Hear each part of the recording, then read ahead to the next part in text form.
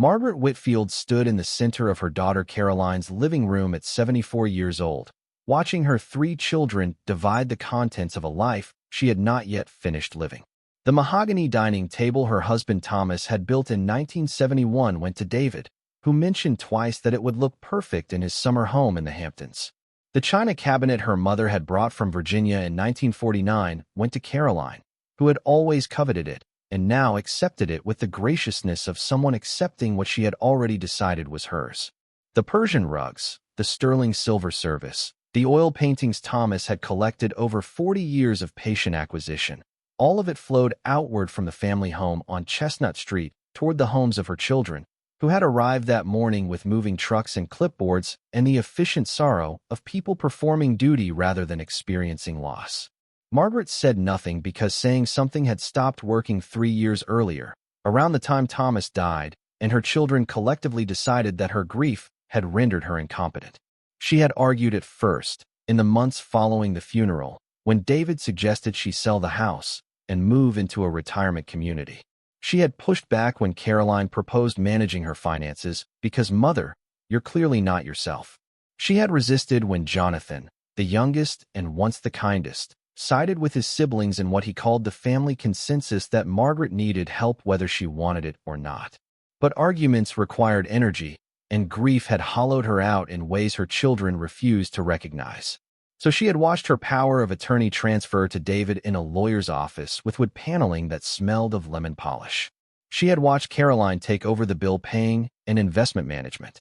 She had watched Jonathan nod along to decisions made without consulting her, his eyes sliding away from hers whenever she tried to catch his attention. The transition from matriarch to ward had happened incrementally, each step small enough to seem reasonable, until she looked up one afternoon and realized she no longer controlled any part of her own existence except the coffee she made in the morning and the books she read at night. The house on Chestnut Street had sold 6 months ago for $940,000, a fact Margaret learned from the closing paperwork David placed in front of her for signing. The proceeds had gone into a trust that funded her care at Willowbrook Senior Living, where she occupied a 1-bedroom unit that smelled of industrial cleaner and contained none of the furniture from her 64-year marriage. Her children had reassured her this was temporary, just until we sort things out, Mother. That had been 9 months ago. The sorting, Margaret had come to understand, was complete. Willowbrook was not temporary. It was the rest of her life, however long that proved to be. Now she stood in Caroline's living room because today was the final accounting, the last distribution of items too numerous to process during the initial sorting.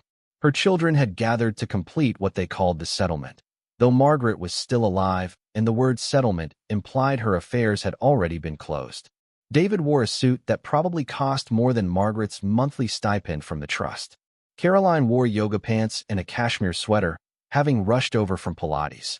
Jonathan sat on the edge of the couch with his phone in his hand, scrolling through something that held his attention more completely than his mother's presence. "Mother," David said, looking up from his clipboard, "we've accounted for everything of value. The only item remaining is the piano." Margaret felt something shift in her chest, small but significant, like a door opening in a house she thought she had fully explored.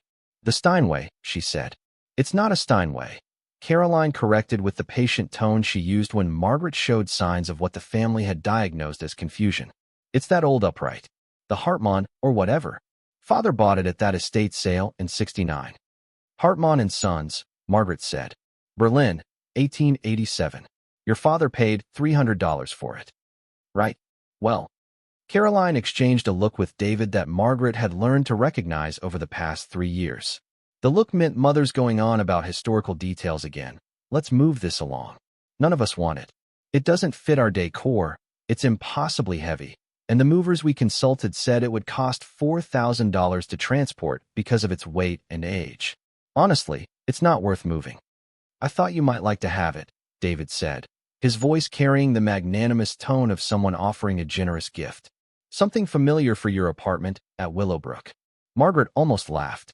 Willowbrook's regulations explicitly prohibited pianos in residential units due to weight restrictions on the upper floors, and her unit was on the 3rd floor.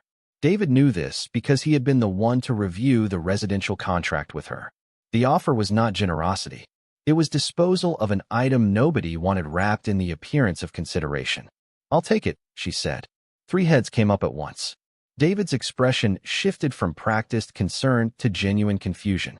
Caroline set down her coffee cup with the kind of care that suggested she was considering whether her mother had finally lost complete grip on reality. Jonathan looked up from his phone for the first time since Margaret had arrived. "Mother," Caroline said slowly, "you can't have a piano at Willowbrook. We've been over this. The weight restrictions? I'm not going to keep it at Willowbrook." "Then where?" David asked, and Margaret could see him calculating storage costs, insurance premiums, the practical obstacles to an elderly woman taking possession of an object that served no functional purpose in her reduced life. "I'll figure it out. But the piano is mine. Your father gave it to me for our 7th anniversary. It was never something for you children to distribute."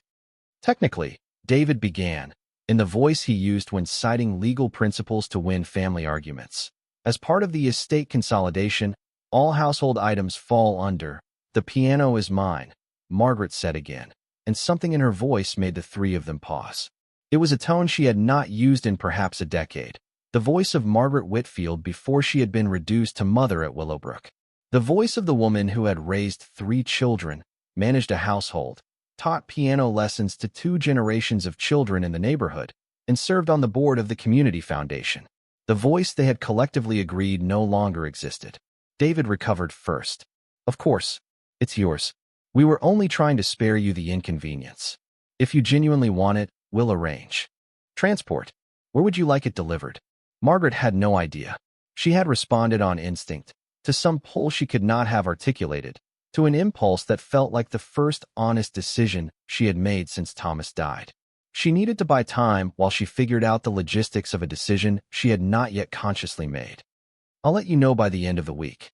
"Fine," Caroline said, with the barely concealed exasperation of someone adding another item to an already complicated task list. "But mother, please be realistic. You cannot store a piano in your apartment, and paying monthly storage fees out of your trust is not something we can approve." The word approve landed in Margaret's chest like a stone.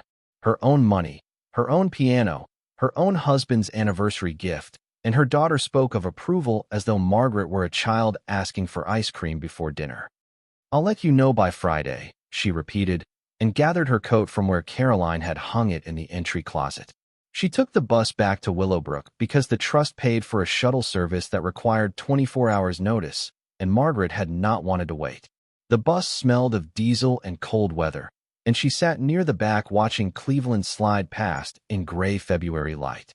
The city where she had raised her family, built her life, buried her husband. The city where her children now treated her as furniture to be relocated.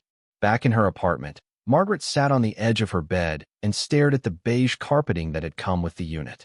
The Hartmann piano. She had not played it in nearly 2 years, not since the moving crew had taken it from the house on Chestnut Street and placed it in Caroline's garage for what was supposed to be temporary storage during the house sale. Caroline had complained about the space it occupied every time Margaret visited. Now Caroline wanted it gone entirely, and Margaret had claimed it without knowing why. Except she did know why. She had known the moment David mentioned it, though she had not been able to articulate the knowledge to herself until now, alone in her small apartment with the weight of her diminished life pressing against her chest. The piano had been the last thing Thomas had touched before he died. She had found him slumped against the bench in the music room of the Chestnut Street house on a Sunday morning in March, his right hand still resting on the keys where he had been playing Chopin's Nocturne in E-flat major. The coroner said the heart attack had been swift. He had not suffered. But Margaret had suffered enough for both of them. Sitting beside his body on the floor of the music room for 40 minutes before calling the ambulance because she had not been ready to release him to the world of logistics and paperwork and grief management. The piano carried Thomas in ways her children did not understand and had never tried to understand. When Caroline had spoken of the Hartmann as worthless because it did not fit her decor, she had spoken of an object. When David had suggested Margaret might want it for familiarity, he had spoken of sentiment. Neither of them had grasped that the piano was not an object or a sentiment, but a presence, the last place where Thomas had been fully alive, the last surface his fingers had pressed in the moment before his heart gave out. Margaret opened the drawer of her bedside table and removed the small leather notebook where she kept her actual accounts, separate from the trust statements that arrived monthly. Her personal assets, whatever remained that had not been absorbed into the trust structure. She had opened a small savings account at a credit union 6 months ago with money she had received from selling some costume jewelry her children had not cataloged. The balance was $2,840. Her monthly stipend, which she was technically allowed to spend at her discretion, was $600 for personal expenses. She had been saving most of it because there was nothing she wanted to buy at Willowbrook, and her children had shown her the budget spreadsheets enough times that she understood frugality was expected. She needed to find somewhere to store a piano that her children would not manage to take away from her through the approval mechanisms they had constructed around her life. She needed somewhere she could visit the piano, somewhere that felt separate from the oversight of the trust and the watchful management of her children, somewhere small and cheap and private. Her hand trembled slightly as she reached for the phone book in the drawer beside the bed. She had never used a smartphone successfully. Her children had set her up with a simple flip phone that David's assistant monitored for reasons of safety. But the phone book was hers. She paged through the storage section, then stopped on a small advertisement that had caught her attention weeks ago for reasons she had not understood at the time. Patterson Storage and Workshop Rentals. Small private units. Month to month. No credit check required. The address was in an industrial section east of downtown, a part of Cleveland she had not visited in 40 years. The advertisement included a landline number. Margaret picked up her phone and dialed. A man answered on the third ring, his voice rough with age, but warm in a way the voices at Willowbrook never were. Patterson's. I'm looking to rent a small workshop space. Something I could put a piano in. There was a pause on the other end of the line, the kind of pause that meant the person was recalibrating their assumptions about the caller. Ma'am, you looking for climate control? The old pianos need climate control, or they crack up in a Cleveland winter. Yes, I think so. I got a 10 by 15 that's climate controlled. Used to be an office before I partitioned it off. Got its own entrance, nobody else comes through. $150 a month, first and last up front. $300. She could afford $300 if she was careful. The monthly rent she could manage from her stipend. I'll take it. Don't you want to come see it first? Most folks like to see a space before they commit. I'll trust your description, Mr. Patterson. When can I bring the piano? Whenever you can get it here. The space is ready. Name's Howard, by the way. Howard Patterson. Margaret Whitfield. Thank you, Mr. Patterson. Howard. She hung up and sat for a long moment, stunned by what she had just done. She had made a decision, signed a verbal contract, committed to a monthly expense, all without consulting her children. The action felt illicit, almost dangerous, like she had stepped outside a fence she had not realized she was standing behind. She called Caroline next, before she lost her nerve. Caroline, I've arranged storage for the piano.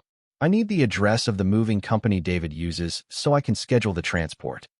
Mother, we discussed this. Storage fees aren't. I'll pay for it myself from my personal allowance. This is my decision. I would like the address, please. The silence on the other end lasted long enough that Margaret wondered if the connection had dropped. Then Caroline exhaled, the particular exhale that meant she was gathering patience for an interaction with a difficult elderly parent. Fine. I'll text you the number. But Mother, please understand that David and I are going to need to discuss this. These kinds of unilateral decisions. Thank you, Caroline. I love you. She hung up before her daughter could finish the sentence, and sat holding the phone in her lap, while her heart pounded in her chest the way it had not pounded since Thomas died. She had just defied her children. She had just made a decision and refused to negotiate it.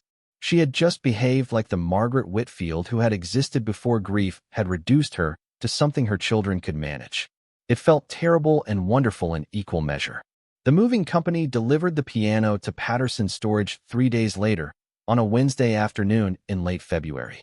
Margaret rode the bus to meet them, arriving an hour before the scheduled delivery to inspect the space Howard Patterson had rented her.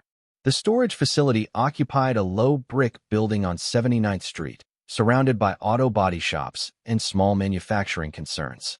Howard met her at the entrance, a man in his late 60s with white hair under a flat cap and hands that had clearly done physical work for 50 years.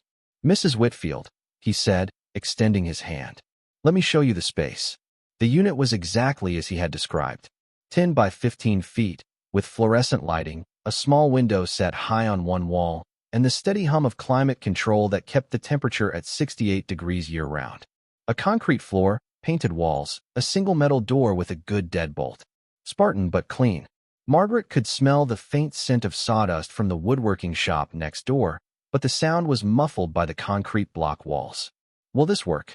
Howard asked. "Yes, this is perfect." He handed her 2 keys on a simple ring. Any time between 7 in the morning and 10 at night. Code for the outer gate is 4279. You can come and go as you please.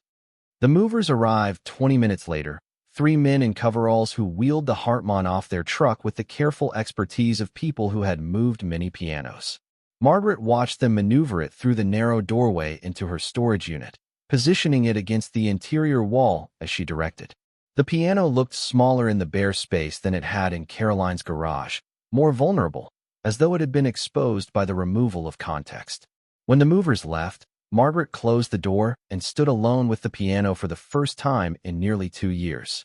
The Hartmann Sons upright stood 72 inches tall, its mahogany case darkened to near black by a century and a half of age and polish. The manufacturer's plate above the keyboard bore the company name in German Gothic script, along with Berlin, 1887.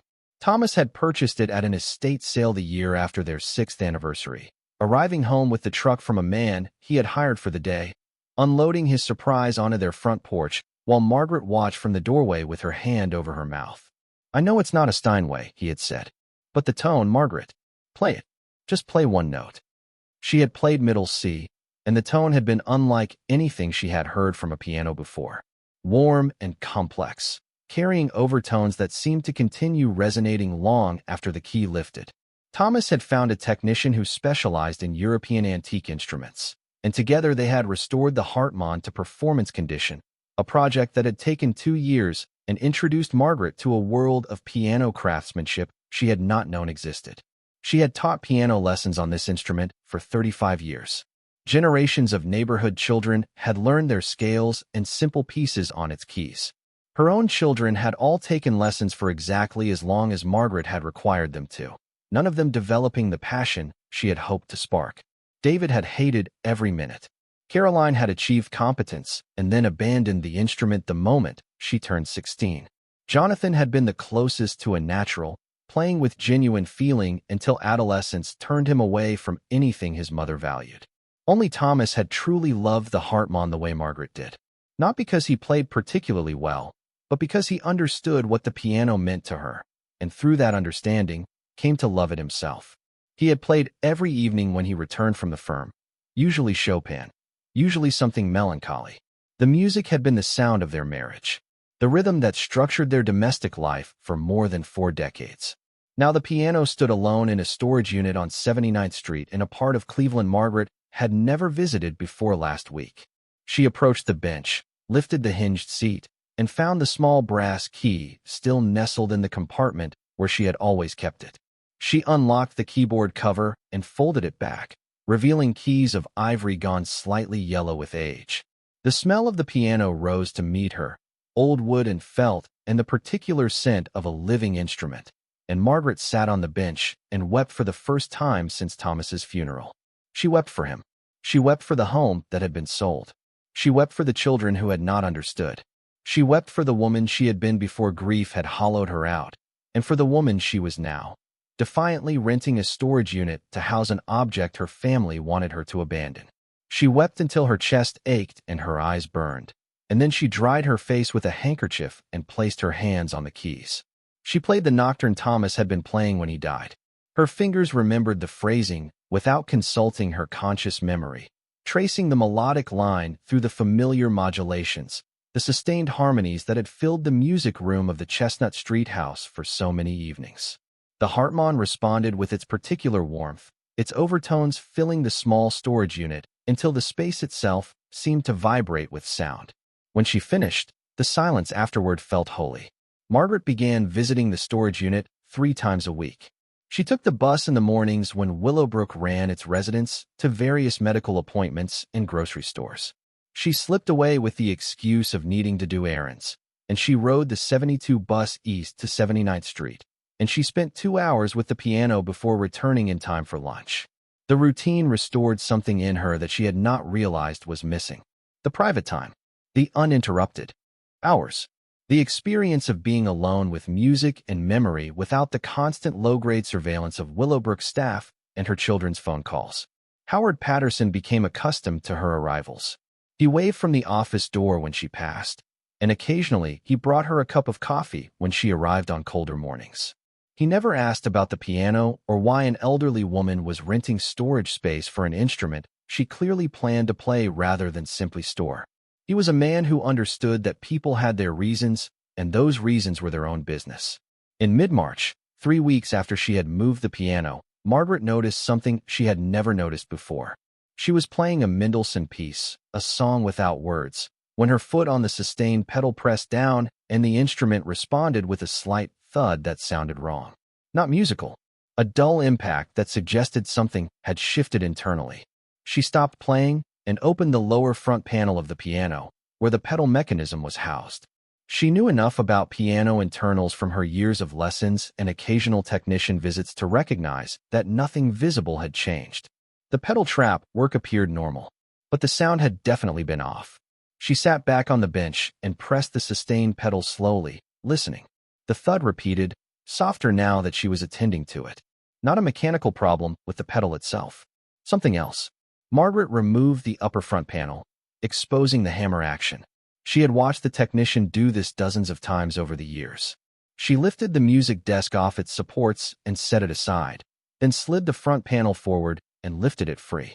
The Hartmann's action lay exposed, row upon row of hammers in their precise alignment, the damper mechanisms above them, the keys extending back from the keyboard. Nothing obviously wrong. The hammers looked clean, the dampers appeared properly aligned, the tuning seemed stable. She pressed the sustain pedal again while watching the damper mechanism and saw the dampers lift correctly. Yet the thud persisted, faint but definite, somewhere below the keyboard. Margaret got down on her hands and knees, which was not easy at 74, and peered up under the keyboard at the lyre and pedal mechanism. The pedals connected to vertical rods that ran up into the piano's interior, connecting to the dampers and the soft pedal mechanism. She traced the rods with her eyes, following them up into the instrument. And that was when she noticed that one of the wooden panels inside the piano's lower cabinet, behind the pedals, did not fit flush against the surrounding wood. A narrow gap, perhaps a 1/4 inch wide, ran along its top edge. The panel was painted the same dark color as the rest of the interior, which was why she had never noticed it before. But the gap was visible now that she was looking. She pressed the panel with her fingertip. It flexed slightly. Margaret's heart began beating faster. She sat back on her heels, breathing carefully, trying to understand what she was looking at. The panel appeared to be a secondary piece of wood fitted over the inside of the piano's cabinet. A false panel. Something concealing whatever lay behind it. She reached for her purse, which contained a small screwdriver she carried for reasons that were mostly habitual, the kind of tool a woman of her generation kept in case a screw needed tightening. She worked the tip of the screwdriver into the gap and pried gently. The panel resisted, then released with a small cracking sound as old adhesive gave way. The panel came free in her hands, revealing a cavity behind it. The cavity contained oilcloth bundles, 8 of them, wrapped tightly and tied with wax string, stacked neatly in a space that had been deliberately constructed to conceal them. The bundles were each perhaps the size of a large brick. They filled the entire cavity. Margaret stared for what felt like a long time, her hands trembling. Then she reached for the top bundle and lifted it out. It was heavy, heavier than it should have been for its size. She placed it on the bench beside her and untied the wax string, peeling back the oilcloth with hands that had suddenly become unreliable. Inside the oilcloth, wrapped in additional layers of acid-free paper, she found a stack of bearer bonds.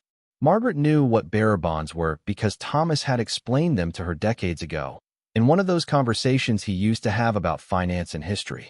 Bearer bonds were securities where ownership was established simply by physical possession. Whoever held the bond owned it.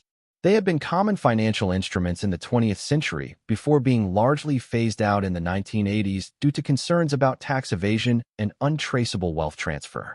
Thomas had found them fascinating as historical artifacts, remnants of an older financial era. The bonds in her hands were United States Treasury bearer bonds, each with a face value of $10,000, dated 1978. She counted the stack with fingers that would not stop trembling. 50 bonds in the first bundle, $500,000 at face value, before any calculation of compound interest accrued over the 47 years since they had been issued. She sat on the floor of her storage unit surrounded by oilcloth and string and began opening the other bundles. Each contained the same 50 bearer bonds, $10,000 face value, 1978 issue dates. Some were corporate bonds from companies she vaguely recognized, blue-chip American corporations whose debt would have been nearly as solid as Treasury issues. Some were municipal bonds from major cities. The paperwork was in perfect condition, protected by the oilcloth and the climate-controlled environment of whatever locations the piano had inhabited over the past 5 decades. 8 bundles. For 100 bonds. For $1 million in face value. But face value was not the full story. Margaret had taken enough interest in her husband's work over the years to understand that bearer bonds accrued interest, and that bonds held to maturity or beyond could appreciate substantially over time. She did not know the current value of what sat before her. She would need to consult someone who understood these instruments. But she knew, with the certainty of someone who had been married to a lawyer for 64 years, that she was looking at a sum of money that would not be measured in millions alone. It would be measured in something much larger. Margaret sat on the concrete floor of Patterson's storage unit number 17, surrounded by oilcloth wrappings and waxed string and securities that had been hidden inside her husband's anniversary gift to her, and she laughed. Not a happy laugh, exactly. Something closer to hysteria. Something that contained grief and disbelief and the dawning recognition that her life had just changed in ways she did not yet have the capacity to comprehend. When the laughter passed, she wrapped the bonds carefully back into their oilcloth, retied the waxed string, and replaced the bundles in the cavity behind the false panel. She worked the panel back into place with her hands and pressed it flush. Then she closed the piano's lower front panel and the upper front panel, replacing the music desk and its supports. The Hartmann looked exactly as it had 30 minutes ago. The secret it had carried for 47 years, or perhaps longer, remained invisible. She sat back on the bench and placed her hands in her lap and tried to think clearly. The bonds had been placed there sometime after 1978, which was the earliest issue date on any of the securities. Thomas had purchased the piano in 1969. So the bonds had been added at some point after the piano was already in their home, during a period when Thomas had access to the instrument and the ability to make modifications without Margaret noticing, which meant Thomas had known about them. Thomas had put them there, or had arranged for them to be put there, or had at minimum been aware of their existence.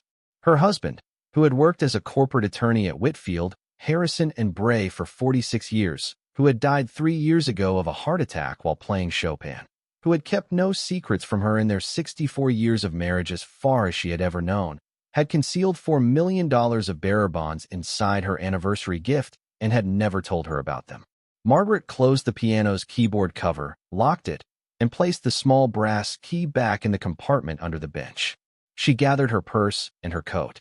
She locked the storage unit door behind her and walked past Howard Patterson's office with a brief wave and a smile she hoped looked normal.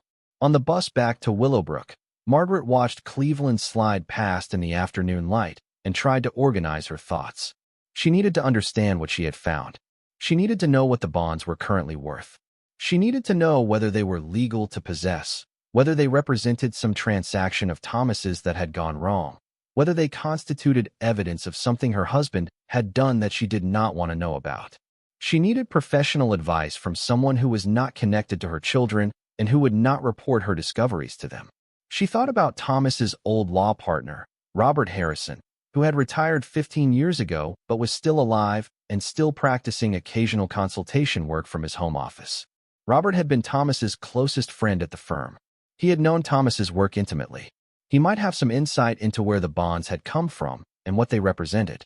And he had always liked Margaret. He had attended her piano recitals when she gave them for the children in their neighborhood. He would help her without feeling obligated to inform David or Caroline. When she reached Willowbrook, she went directly to her apartment and called Robert Harrison from the landline the trust had provided for emergencies. She had memorized his number from the Christmas cards he still sent every year. He answered on the second ring, his voice older than she remembered, but unmistakably his. "Robert, this is Margaret Whitfield." "Margaret, my God, it's been months. How are you, dear? I need your advice on something. Something I'd like to discuss privately, if you're willing. And Robert, I need to ask that whatever I tell you stays between us. Specifically, not David or Caroline." There was a pause, the kind of pause a retired lawyer made when a client used certain keywords that shifted a social conversation into a professional one. "Of course. What do you need?" "I found something. Something Thomas left, I think. Something I don't understand. I need to know what it is and what I should do about it." "Margaret, where are you right now?" "Willowbrook. I can be there in 40 minutes. Would that work? Could we meet somewhere else? The public library on Euclid has small study rooms you can reserve." Another pause. Robert Harrison understood immediately that Margaret did not want to be seen with him at Willowbrook, did not want the staff mentioning his visit to her children, did not want witnesses to whatever conversation was about to take place. "I'll see you at the library in an hour. Third floor. I'll reserve a room under my name." Margaret hung up the phone and sat in her chair by the window, watching the late afternoon light change colors across the courtyard below. Somewhere in the storage unit on 79th Street, $4 million in bearer bonds waited inside a piano she had claimed from her children because they considered it worthless. She did not know yet what this meant. She did not know yet how her life would be reshaped by the next several conversations. But she knew, with the same clear certainty she had felt when she claimed the piano in Caroline's living room, that she was no longer going to be a woman whose decisions required approval. She was going to be Margaret Whitfield again, the woman Thomas had married, the woman who had raised 3 children, the woman who had decided, at 74 years old, in a storage unit on the east side of Cleveland, that her life was not over yet. She gathered her purse and her coat, and she took the bus to the public library. Robert Harrison was waiting in study room 312 when Margaret arrived, his white hair thinner than she remembered, his face lined by the decade and a half since he had retired from active practice. But his eyes were the same, sharp, attentive, the eyes of a man who had spent his career reading documents and people with equal care. He stood when she entered and embraced her briefly before closing the door and pulling out a chair for her at the small table. "Tell me what you found." Margaret described the discovery as precisely as she could. The storage unit, the pedal problem, the false panel, the 8 oilcloth bundles, the 400 bearer bonds, 50 per bundle, $10,000 face value each, 1978 issue dates. She watched Robert's expression change as she spoke, moving from neutral attention to something more serious, something that suggested he recognized what she was describing in ways that went beyond general legal knowledge. When she finished, he sat in silence for nearly a minute, his fingers steepled in front of his mouth, thinking, "Robert, what am I looking at? Margaret, are you absolutely certain they're bearer bonds? Not certificates of some other kind?" "They're bearer bonds. The language is clear on the face of each instrument. Payable to bearer on presentation. And the issuers? Treasury, corporate, municipal. Do you remember any specific corporate names?" She named 3 of the companies she had recognized. Major industrial concerns, publicly traded, companies whose financial solidity in 1978 would have been unquestionable. Robert nodded slowly. "Margaret, I need to tell you some things that may come as a shock. And I need you to listen carefully, because the situation you've described is substantially more complicated than you may realize." "I'm listening." "First, regarding current value. Bearer bonds from 1978 that have been held to maturity or beyond, with interest accruing the entire time, would be worth far more than face value. The Treasury bonds, and the high-grade corporates especially. Some of those companies still exist. Some were acquired by successors that would honor the obligations. If the bonds are authentic and the issuers are still viable or have successor entities, you're looking at a sum well in excess of what you've calculated based on face value." "How much in excess?" "Without seeing the specific instruments, I can't say precisely. But as a rough estimate, 400 bonds with a $10,000 face value, held for 47 years with accrued interest, were potentially in the range of $100 million or more, depending on the specific securities and the interest rates they carried. Margaret felt the room tilt slightly. She gripped the edge of the table with both hands. 100 million. Possibly significantly more. Some corporate bonds from that era carried very high coupons because of the inflation of the late 70s. If Thomas was sophisticated about which bonds he acquired, and given his background I'd assume he was, the total could be 300 million or higher. I'm speaking of rough estimates, Margaret. I would need to see the specific bonds to give you accurate numbers. But why? Why would Thomas hide bonds worth that much inside the piano and never tell me? Robert Harrison looked at her with the expression she remembered from her husband's funeral, when Robert had given the eulogy and had spoken of Thomas's integrity with tears in his eyes. Margaret, I'm going to tell you something that Thomas never told you, and that I debated telling you many times over the years. I decided not to because it wasn't my secret to share, and because Thomas seemed to have his reasons. But those reasons are no longer operative, and you need to know what he did and why. She waited, her hands still gripping the table. Thomas represented several very wealthy clients during his career. You know this. What you may not have fully appreciated is that some of those clients had complicated estate situations. Children who would not use inheritances well. Business partners who would have claims on assets that the client didn't want those partners to be able to reach. Tax situations that were problematic. Thomas was known, within a very small circle of practitioners, for being able to help clients with these situations in ways that were legal but not visible. Robert, are you telling me that Thomas was hiding money for his clients? I'm telling you that Thomas was a trust attorney who specialized in estate planning for clients with complex needs. He handled matters that required discretion. And I'm telling you that at some point, probably in the early 1980s, he may have structured something for himself. Something he built quietly over time. Something he never mentioned to anyone, perhaps not even to me, because the entire value of what he was building depended on it remaining invisible. Building for what purpose? Robert Harrison reached across the table and placed his hand over Margaret's. For you, Margaret. I think he was building it for you. Thomas worried about you. He worried about the children. He worried about what would happen to you if he died first, and whether the children would take proper care of you. He talked about it with me a few times over the years, always in general terms, never mentioning anything specific. But he was worried. And now, 3 years after his death, we're sitting in a library having this conversation because your children have moved you into assisted living and taken over your affairs, which is exactly what Thomas was afraid would happen. Margaret closed her eyes. I think, Robert continued, his voice very gentle, that your husband hid a fortune inside the piano he gave you for your 7th anniversary, and I think he intended for you to find it when you needed it. I think he did not tell you about it because he could not have known when you would need it or what form that need would take.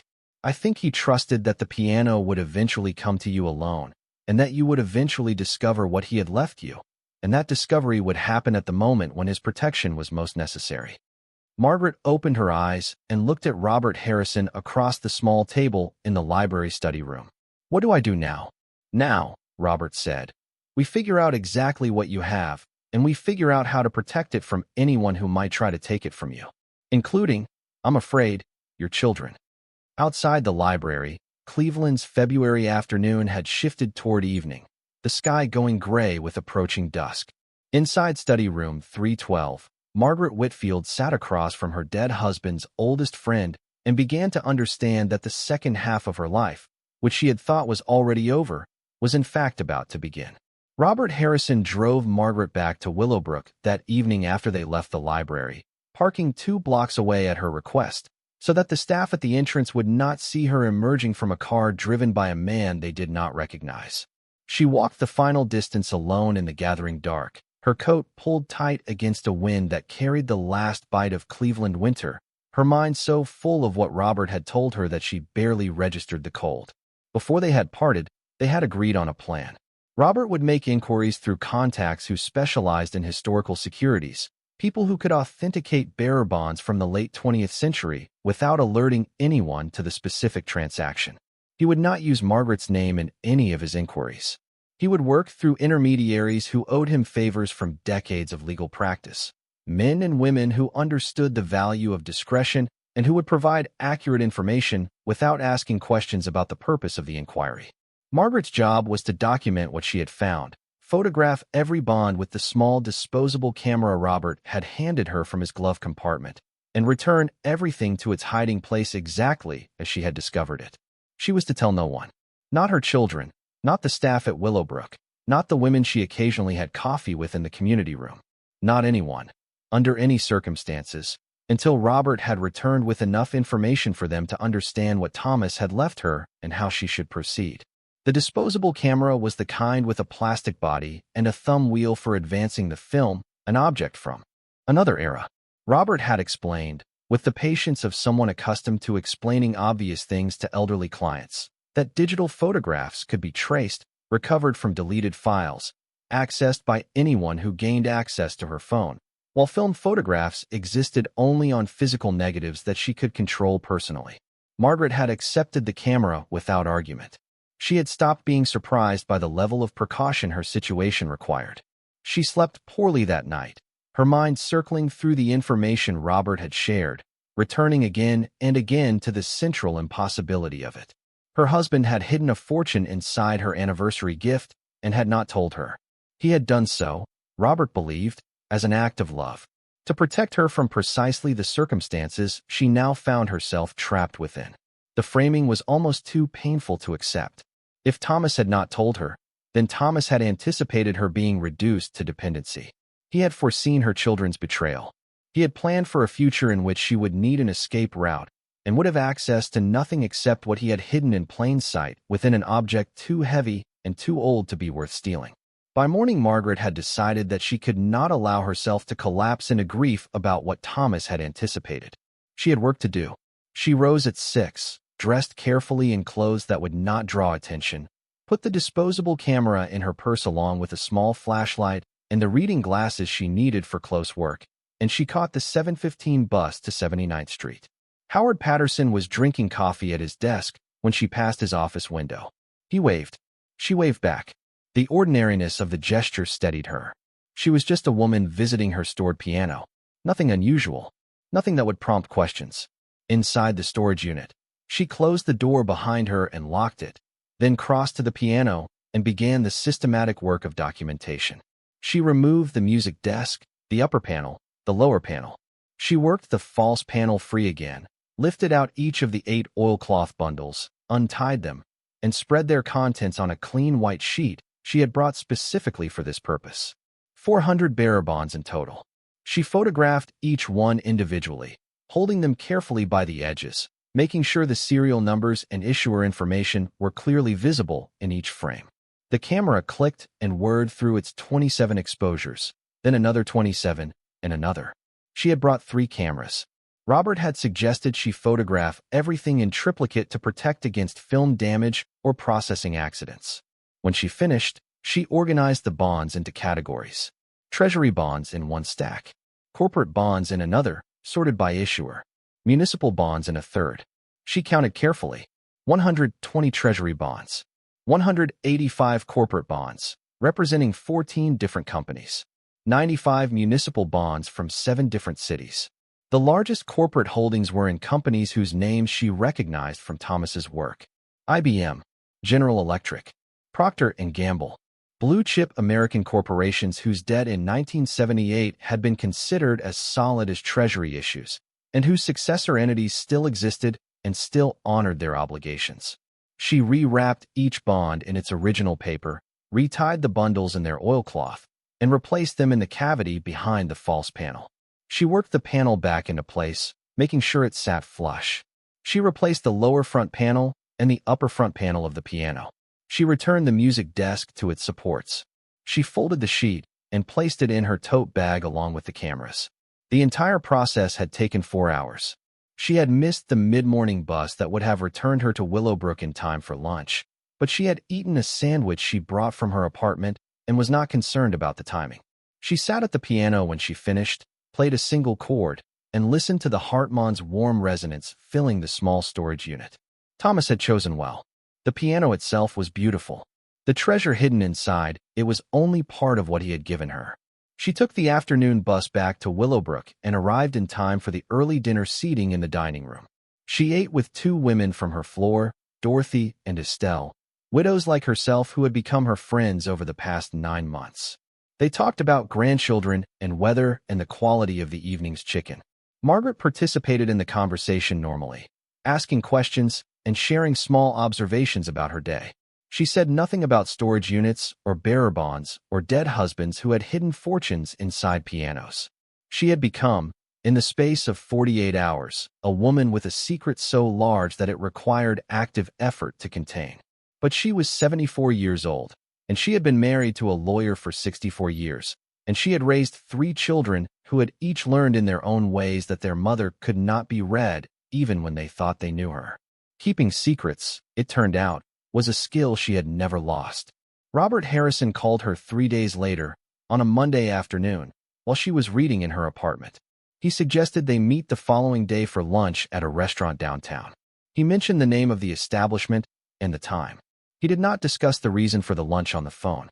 Margaret agreed, hung up, and spent the rest of the day trying not to calculate what Robert might have learned. The restaurant was a small Italian place 2 blocks from the Terminal Tower, the kind of quiet establishment favored by business lunches where conversations would not be overheard. Robert was already seated when Margaret arrived, at a corner table where they could talk without being visible from the entrance. He rose when he saw her, pulled out her chair, and waited for the waiter to bring water and menus before he began. "I have significant information for you. Tell me."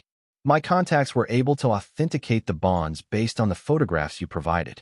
The serial numbers, the paper stock, the printing characteristics. Everything is consistent with genuine issues from 1978. These are not forgeries. They are real securities." "And their value?" Robert produced a folded paper from his inner jacket pocket and placed it on the table between them. Margaret put on her reading glasses and studied the spreadsheet he had prepared. Each bond category was listed with its face value, its coupon rate, its current theoretical value if redeemed today, including accumulated interest. The total at the bottom of the page was $312 million. She removed her glasses and folded them carefully. She placed them on the table beside the spreadsheet. She looked at Robert Harrison across the small table in the Italian restaurant, and she understood that her life had just been permanently redefined. 312 million. That's the theoretical total if every bond is redeemed immediately at full value plus accumulated interest. Some of the corporate issuers may negotiate settlements rather than full payment, because the bonds have been off their books for decades, and the accounting complications of paying them at full value plus interest will be significant. My estimate, based on how these situations typically resolve, is that you would realistically receive between 80 and 90% of the theoretical value. So let's say $250 to $280 million in actual proceeds. Robert, I don't know what this is. It's a fortune, Margaret. A very substantial fortune. And it's yours. The bonds are bearer instruments, which means legal ownership is established by possession. You possess them. You own them. There is no question about that. The only questions are how you redeem them, how you manage the tax implications of that redemption, and how you protect yourself from anyone who might try to claim the fortune once its existence becomes known. My children. Your children are one concern, but they're actually not the largest concern. The larger concerns are the tax authorities and any legal challenges that might arise regarding the source of the funds. We need to address both of those carefully. I've been thinking about this for the past 3 days, and I have recommendations if you want to hear them. I want to hear them. Robert took a sip of water before continuing. First, regarding the tax situation. The interest accrued on these bonds is taxable income in the year the bonds are redeemed. If you redeem all 400 bonds in a single year, your tax liability on the interest alone would be catastrophic, probably approaching 40% of the gain. The better approach is to redeem them gradually over multiple years, limiting annual income to levels that are still substantial but don't trigger maximum marginal rates. This will take time, probably 5 to 7 years to fully liquidate the portfolio in a tax-efficient manner. I'm 74 years old, Robert. I may not have 5 to 7 years. I know. That's why we also need to establish legal structures that will allow the redemption to continue after your death, with the proceeds flowing to beneficiaries you designate, rather than being captured by the estate and distributed under whatever terms your current estate planning specifies. Margaret almost laughed. Her current estate planning consisted of the revisions David had pushed her to make 2 years ago, which had named her 3 children as equal beneficiaries of everything she owned at the time of her death, which had seemed fair to her then, which now seemed grotesquely inappropriate given what she had learned about her children's willingness to protect her interests. I need to revise my estate plan. Yes, urgently, before anyone becomes aware of the bonds. We need a comprehensive revision that reflects your actual wishes regarding the disposition of this fortune, while also protecting the fortune itself during your remaining lifetime from any attempts by interested parties to gain control of it through legal mechanisms. Your current power of attorney, which you gave to David, is particularly problematic. He has legal authority to manage your financial affairs. If he learned about the bonds, he would have the standing to make decisions about them that you might disagree with, and challenging his decisions would require legal action you are currently not positioned to undertake. Can I revoke the power of attorney? You can. Anyone with capacity can revoke a power of attorney at any time. But the revocation must be formal, documented, and delivered to the former attorney in fact, and to any institutions that hold the original document. And you need to be careful that David does not discover you are revoking his authority until after the revocation is complete, because a motivated adult child with significant legal resources could attempt to file for guardianship on grounds of incapacity before the revocation is fully effective. You're saying he could have me declared incompetent. I'm saying that's the risk if you act openly before your protections are in place. Margaret, I don't want to alarm you. Your children may behave honorably when they learn the full situation. Many children do, when they're tested.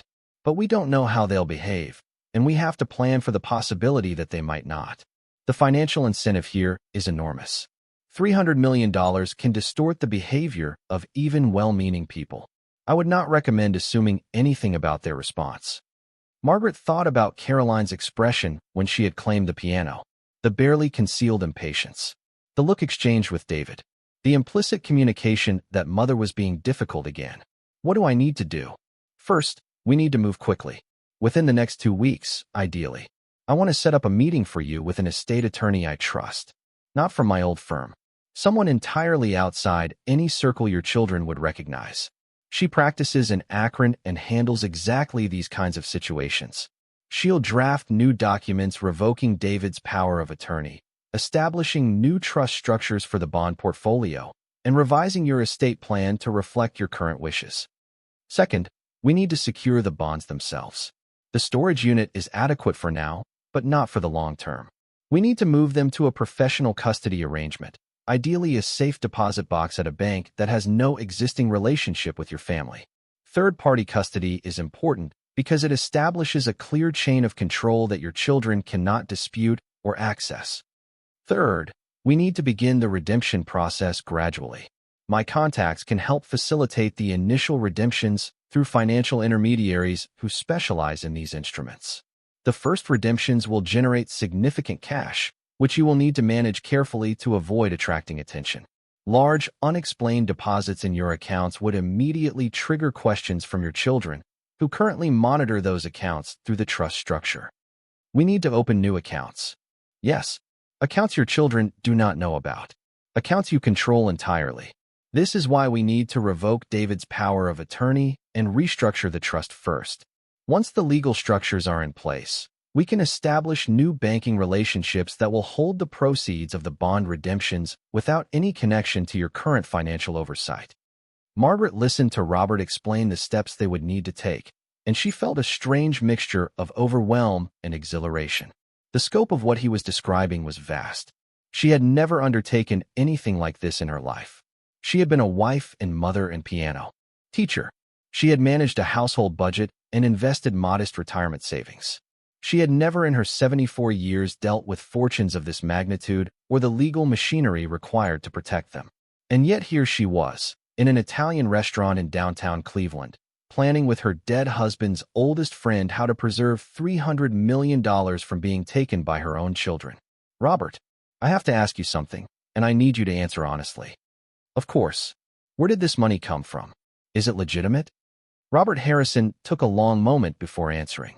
He looked at Margaret with the same direct attention he had shown at the library, the gaze of a man who had practiced law for 50 years and had learned that important questions deserved careful answers. Margaret, I have been thinking about this question since the moment you called me. I've considered what I know about Thomas, what I know about his practice, what I know about the securities you described. Here is my best analysis. The bonds are legitimate instruments. They were issued by legitimate entities. Whoever originally purchased them did so through legitimate means. The question is how they came into Thomas's possession. My hypothesis is that the bonds were originally purchased by one of Thomas's clients, probably in the late 70s, as part of a larger portfolio. That client likely died, and in the course of settling the estate, Thomas discovered that the bonds were unaccounted for in the formal estate records. This happened more often than people realize with bearer instruments, because their nature made them difficult to track. They could be forgotten by the original purchaser, misplaced during moves, overlooked in safe deposit boxes that were not examined during estate proceedings. Thomas had ethical options when he discovered such bonds. He could have returned them to the estate for proper distribution. He could have reported them to tax authorities. He could have taken any of several routes that would have resulted in the bonds flowing to the original purchaser's heirs, minus significant taxes and legal fees. I believe Thomas chose a different route. I believe he took possession of the bonds himself, not to enrich himself during his lifetime, but to preserve them as a reserve against future needs. He never used them. He never touched them. He simply hid them in the piano and left them there. My guess is that he intended to either use them in an emergency that never came, or to leave them for you in a manner that would bypass formal inheritance processes. What Thomas did was not illegal in the strict sense. Bearer bonds belong to whoever possesses them. There's no crime in possessing bearer bonds you have legally come into. But there's an ethical question about whether he should have taken them in the first place, or whether the original purchaser's heirs had some moral claim that Thomas chose to ignore. My judgment, Margaret, and this is just my judgment, is that Thomas made a choice he believed was justified at the time. The original client, whoever they were, had already died. The heirs had already received whatever the estate allocated to them. The bonds had been forgotten or misplaced by someone. If Thomas had reported them, they would have been absorbed by taxes and fees with little remaining for the original family. Instead, Thomas took them and held them for you. Not legal in the sense that he should have reported them, perhaps, but also not criminal in any meaningful way. If you want to pursue this further, we can investigate which client the bonds likely came from and attempt to identify heirs. But I need to tell you honestly, that investigation is likely to be inconclusive after 50 years, and pursuing it would expose the existence of the bonds to parties who might attempt to claim them. My recommendation is that you accept the bonds as a gift from your husband. Use them to secure your own future and the futures of anyone you choose to benefit, and allow the original provenance to remain unexamined. Margaret sat in silence for several minutes, watching the afternoon light through the restaurant windows, thinking about Thomas. She had known her husband for 64 years. She had known him to be a man of quiet ethics and consistent integrity. If Thomas had taken these bonds, he had done so after careful consideration. If he had hidden them and never used them, it was because he had struggled with the ethics of his choice and had decided to preserve the decision for someone else to make. That someone, she now understood, was her. I'll accept them, she said finally. Thomas knew what he was doing. I trust his judgment. And I need this money, Robert. I need it to protect myself and to do some good in the world before I die. Then we proceed. I'll arrange the meeting with the attorney in Akron. Can you come to a meeting there next Tuesday? I can. I'll tell the staff I'm visiting an old friend. They won't question it. Good. I'll send a car to pick you up. We'll have a long day of meetings. Legal, custody arrangements, new banking relationships. By the end of the day, the structures will be in place to begin the next phase. They finished their lunch and discussed smaller details. Margaret ate her pasta without really tasting it. When they parted outside the restaurant, Robert embraced her briefly, and she thought she saw tears in his eyes. Thomas loved you very much, he said. Everything he built for you. Don't be afraid to use it now. That's what he wanted. The following week passed in a strange blur of ordinary Willowbrook life overlaid with extraordinary private activity. Margaret attended the weekly bridge game in the community room. She had her hair done at the salon. She accepted a phone call from Caroline in which her daughter described a complication with the vacation home in Florida that the trust had been funding for David's use. She responded with appropriate expressions of concern. She did not mention that she had met with a lawyer in downtown Cleveland to discuss securing her fortune against her children's potential interference. She did not mention that she had a lunch appointment scheduled with an estate attorney in Akron the following Tuesday. She did not mention that she was about to revoke David's power of attorney over her finances. She spent 2 hours each day at the storage unit, practicing piano. Her fingers, stiff from years of reduced playing, began to regain some of their former facility. The Hartmann's tone filled the small space, and Margaret found herself playing pieces she had not played in decades.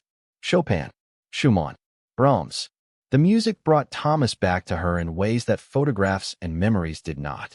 She understood, for the first time, what her husband had been trying to preserve by hiding the fortune inside this particular instrument. The piano was not just a container for the bonds. It was a message. Thomas had chosen the place where music lived to hide the means by which Margaret's future independence would be secured. He had understood that she would find the bonds only when she was playing the instrument again, only when she had reclaimed the part of herself that her grief had buried. On Tuesday morning, a sedan driven by a driver Robert had hired picked Margaret up at a pharmacy 3 blocks from Willowbrook. She had walked to the pharmacy on the pretext of filling a prescription. The driver introduced himself as Charles and did not ask any questions about the purpose of the trip or her destination. He drove south on I-77 while Margaret watched Cleveland give way to the hills of northeastern Ohio. She had not been this far from Willowbrook in over a year. The estate attorney in Akron was a woman named Elizabeth Ward. She was in her late 50s, short and compact, with steel gray hair cut close to her head and a handshake that suggested she did not waste time on pleasantries. Her office occupied the second floor of a converted Victorian house in an old neighborhood of the city, with tall windows and a quiet entrance from a side street.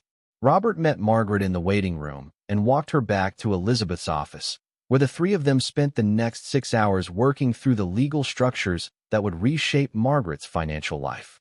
The first document Margaret signed was a formal revocation of the power of attorney she had granted to David. Elizabeth Ward explained that the revocation would take effect immediately upon her signature, and that copies of the revocation would be mailed by certified post to David, to the trust administrator, and to each of the financial institutions where David had been exercising authority. The process of notification would take several days. During that window, David would continue to have technical authority, though Margaret's signature on the revocation meant that legally his authority had already ended. The second document was a new power of attorney, naming Elizabeth Ward herself as Margaret's attorney in fact for financial matters, with a specific exclusion of any authority over Margaret's decisions while Margaret retained capacity. Elizabeth explained that this structure would provide legal protection if anyone attempted to challenge Margaret's capacity. Elizabeth, as an attorney, would have standing to defend Margaret's interests in any legal proceeding, and the terms of the power of attorney made clear that Elizabeth's authority only activated if Margaret became genuinely incapacitated as determined by medical evaluation, not by family opinion. The third document was a new trust agreement, establishing the Margaret Whitfield Irrevocable Trust. The trust would hold the bearer bonds and any proceeds from their redemption. Margaret was the sole beneficiary during her lifetime. Upon her death, the trust would distribute assets according to provisions she specified. Elizabeth walked her through the options carefully. Margaret made decisions that reflected her actual wishes rather than the assumptions her children had made about her wishes. She designated $50 million to be distributed to charitable organizations she would specify in a separate schedule. She designated $10 million for Jonathan, her youngest son, with provisions that would release the funds to him only if he met certain conditions involving reconciliation and contact. She designated nothing for David or Caroline beyond what they would inherit through the house sale proceeds already distributed and the residual of the existing trust. The bulk of the remaining fortune would be held in perpetuity for purposes Margaret would specify in coming months, likely to include funding for music education programs, scholarships for piano students, and support for elderly individuals who had been isolated from family through circumstances beyond their control. "Mother," she said out loud, while signing the fourth document, though no one but Robert and Elizabeth were present. "What was that?" Elizabeth asked. "Nothing. Just thinking.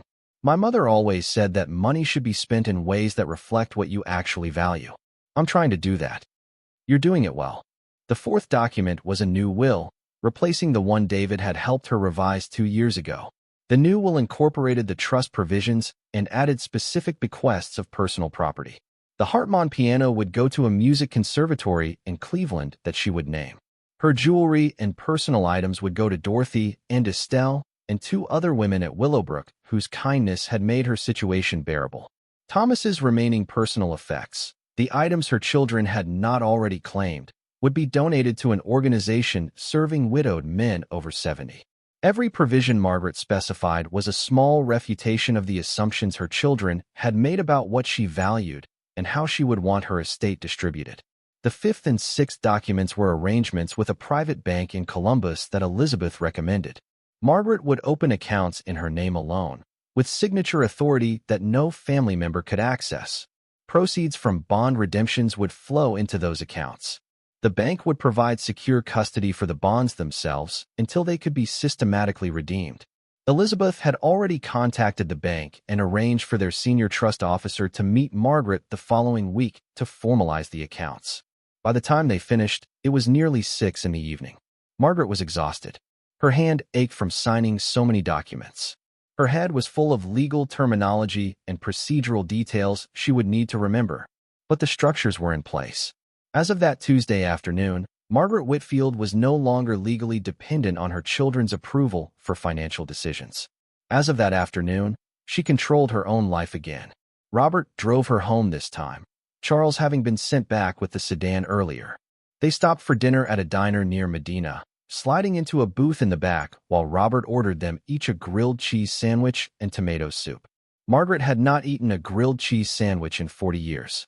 The simplicity of it, after the complexity of the day, felt like a return to something fundamental. The letters will reach your children by Friday or Saturday, Robert said, depending on the mail. David will receive his Saturday morning if the post office holds to schedule. What will happen then? He will call you. He will be upset. He will want to know why you revoked the power of attorney, what you are planning, who you have been working with. You need to be prepared for that conversation. What do I tell him? You tell him as little as possible. You tell him that you have decided to manage your own affairs again. You tell him that your mental capacity is sound and you are under no obligation to explain your decisions to him. You tell him that you have retained new legal counsel and that any further communication about your financial affairs should go through your attorney. If he pushes, if he demands explanations, you repeat the same answers. You do not argue. You do not justify. You simply maintain your position. He will try to have me declared incompetent. He may try, but he will face substantial obstacles. You will have documentation from Elizabeth that you have current legal counsel who has assessed your capacity. You will have the fact that you have taken these actions in a coherent and legally sophisticated manner, which itself is evidence of capacity. You will have the support of Elizabeth and me if any legal challenges arise. And most importantly, you will have the bonds as leverage. Once David learns about the bonds, and he will learn about them eventually, his calculations will change. A son who thinks his mother has modest assets and reduced capacity is willing to push for guardianship because the financial stakes are low. A son who learns his mother controls $300 million and has the legal resources to defend that control becomes much more cautious. You're saying the money protects me. The money, combined with the legal structures we've put in place, protects you. One without the other would be insufficient. Together, they create a situation where David's optimal strategy shifts from trying to override your decisions to trying to negotiate with you as an adult with legitimate authority. That shift is what we want. Margaret ate her grilled cheese sandwich and thought about her son. David at 7, riding his bicycle down Chestnut Street with his knees pumping and his face set in concentration. David at 16, hating every piano lesson, refusing to practice, eventually refusing to continue. David at 30, graduating from law school and standing beside his father at the firm's annual dinner, being introduced as Thomas Whitfield's son with obvious pride from both men. David at 48, managing her life with the same efficient confidence he managed his law practice, never quite noticing that efficiency was not the same as care. She had raised him. She had loved him. She still loved him. And she was about to become, from his perspective, a problem to be managed. She grieved the relationship that was already partially lost and would become more lost in the coming months. But she also recognized, in the gathering dusk of the Medina diner, that the relationship had not been what she had thought it was for a long time. David had not been a loving son caring for a struggling mother.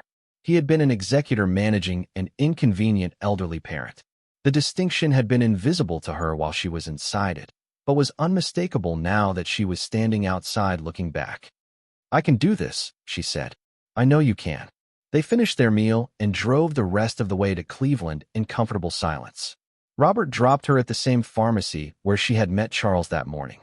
She walked the 3 blocks back to Willowbrook in the cold evening air, passed through the lobby with a quiet nod to the evening staff, and rode the elevator to her 3rd-floor apartment without incident. She had been away for 12 hours. No one had noticed. No one had asked. In her apartment, she took off her coat and her shoes. She poured herself a glass of water and sat in the chair by the window.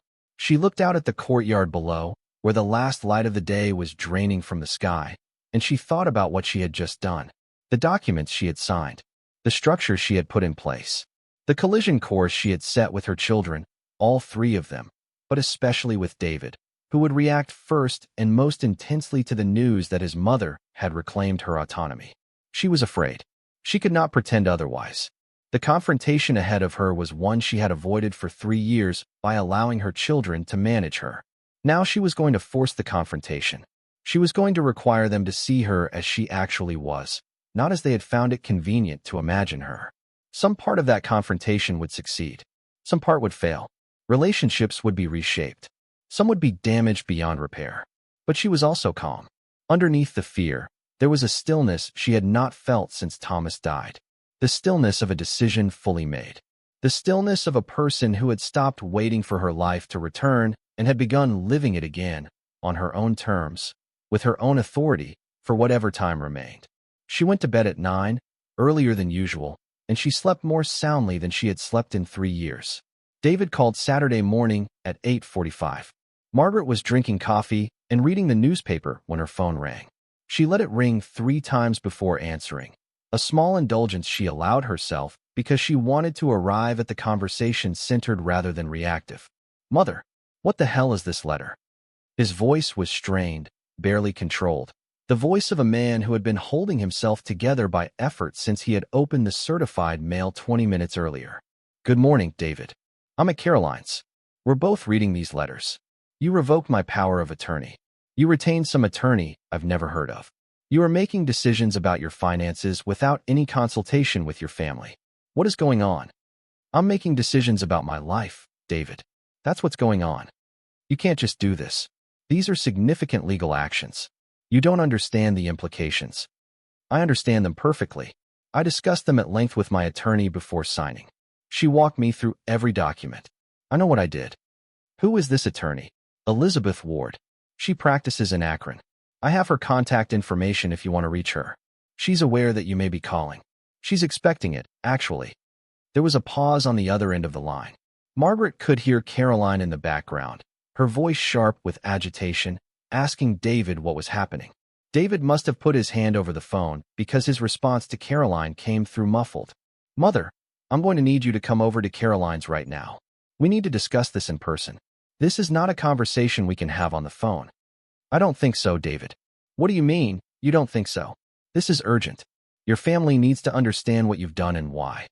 "I've done what I've done, and my reasons are my own.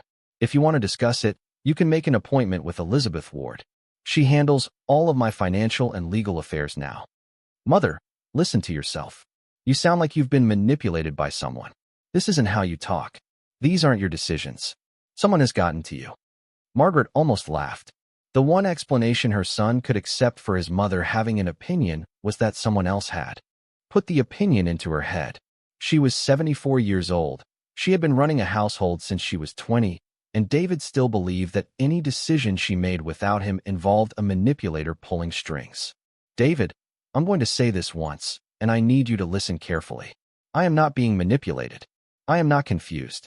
I am not suffering from any form of cognitive decline. I am making decisions that reflect my actual wishes, which I have not previously had the opportunity to express because you and your sister have been making decisions for me for 3 years. That is now ending. I will continue to reside at Willowbrook for the time being. I will continue to be polite and cordial to all 3 of my children. But I will no longer accept any of you making decisions about my financial affairs or my living situation without my explicit consent. Am I being clear?" "Mother, Am I being clear, David? You're being clear, but you're making a mistake. We were taking care of you. Do you understand how much time and energy Caroline and I have put into managing your affairs? We sold your house. We set up the trust. We arranged Willowbrook. We handle your bills. We have been doing this for you. I know what you've been doing, David, and I'm telling you that it is going to stop. I am going to manage my own affairs with the assistance of Elizabeth Ward. You will no longer have any role in those affairs. If you want to visit me, you are welcome to do so on the same basis as any other family visitor. Your authority over my finances and my decisions has ended. Another pause. When David spoke again, his voice had shifted into a register Margaret had never heard him use before. Cold, calculating, the voice he must use with opposing counsel and depositions. Mother, I need to tell you that I am extremely concerned about your mental state. This is not typical behavior for you. The letter I received this morning is drafted in ways that suggest someone else has been coaching you. I have legal obligations as your son and as the person who has been managing your affairs. I may need to consult with physicians about your capacity. I don't want to do that, but I will if I have to. David, if you pursue a capacity challenge, Elizabeth Ward will defend me. She has already been retained for that specific purpose. She will demonstrate that I have full capacity, that I have made these decisions with full awareness of their implications, and that any attempt to override my decisions through capacity proceedings is itself a form of elder abuse. You will lose the proceeding. You will also damage our relationship beyond any possibility of repair. I am asking you, as your mother who loves you, to not do this. Accept that I am making my own decisions. Accept that my decisions are valid. Visit me as my son, not as my manager. We can still have a relationship if you choose to have one on those terms. The silence on the other end of the line stretched long enough that Margaret wondered if David had hung up. Then she heard him breathing, slow and deliberate, the sound of a man trying to regain control of himself. I need to think about this. I'll call you back. That's fine, but I want to be clear about one more thing. I am not going to change my mind. This is my decision. You can accept it or not. Those are the only options. She hung up the phone first, a small breach of telephone etiquette that felt important. She placed the phone on the table beside her coffee cup. She picked up her newspaper and continued reading the article she had been in the middle of when David called. Her hands were shaking slightly, but she ignored them. She made herself read a full page before allowing herself to react. When she finally set down the newspaper, she stood up and walked to the window and looked out at the courtyard. She had done it. She had confronted her son and maintained her position. She had spoken to him as the Margaret Whitfield who had existed before grief and her children had reduced her, the woman Thomas had married, the woman who had raised 3 children and run a household and taught piano to generations of neighborhood children and served on the community foundation board. She was still that woman. She had been that woman all along. She had simply forgotten how to access her own authority. Thomas, somehow, had remembered for her. He had left the bonds inside the piano because he had known she would need them, and he had known the need would come precisely when she had begun to doubt her own reality. She picked up her phone again and dialed Robert Harrison. He called, she said when Robert answered. How did it go? He threatened a capacity challenge. Predictable. Did you hold firm? Yes. I told him Elizabeth would defend me. I told him I wasn't going to change my mind. I hung up first. Good. Very good. He'll call Elizabeth next. She's expecting it. She'll make clear that any capacity challenge will fail and will be costly. That should end the matter. I don't think it ends it, Robert. I think this is just the beginning. You're probably right. But the first conversation is often the hardest. You did the hardest part. The rest will be easier. She was not certain he was right, but she was certain she would continue. She had crossed a line she could not uncross. There was no going back to the woman she had been 6 months ago, who had signed documents her son placed in front of her without reading them. That woman was gone. The woman who stood at the window looking out at the courtyard was someone else entirely. Someone older in some ways, younger in others. Someone more afraid and more brave than she had been since Thomas died. Outside, the early spring sun was rising higher over Cleveland. In the storage unit on 79th Street, the Hartman piano stood with its fortune still hidden inside. In an office in Akron, Elizabeth Ward was reviewing documents and preparing for the phone call she would soon receive from David Whitfield. In a bank in Columbus, a senior trust officer was preparing accounts that would soon hold the proceeds of securities Thomas Whitfield had preserved for his wife across nearly 5 decades of patient, invisible planning. Margaret drank the rest of her coffee. She showered and dressed.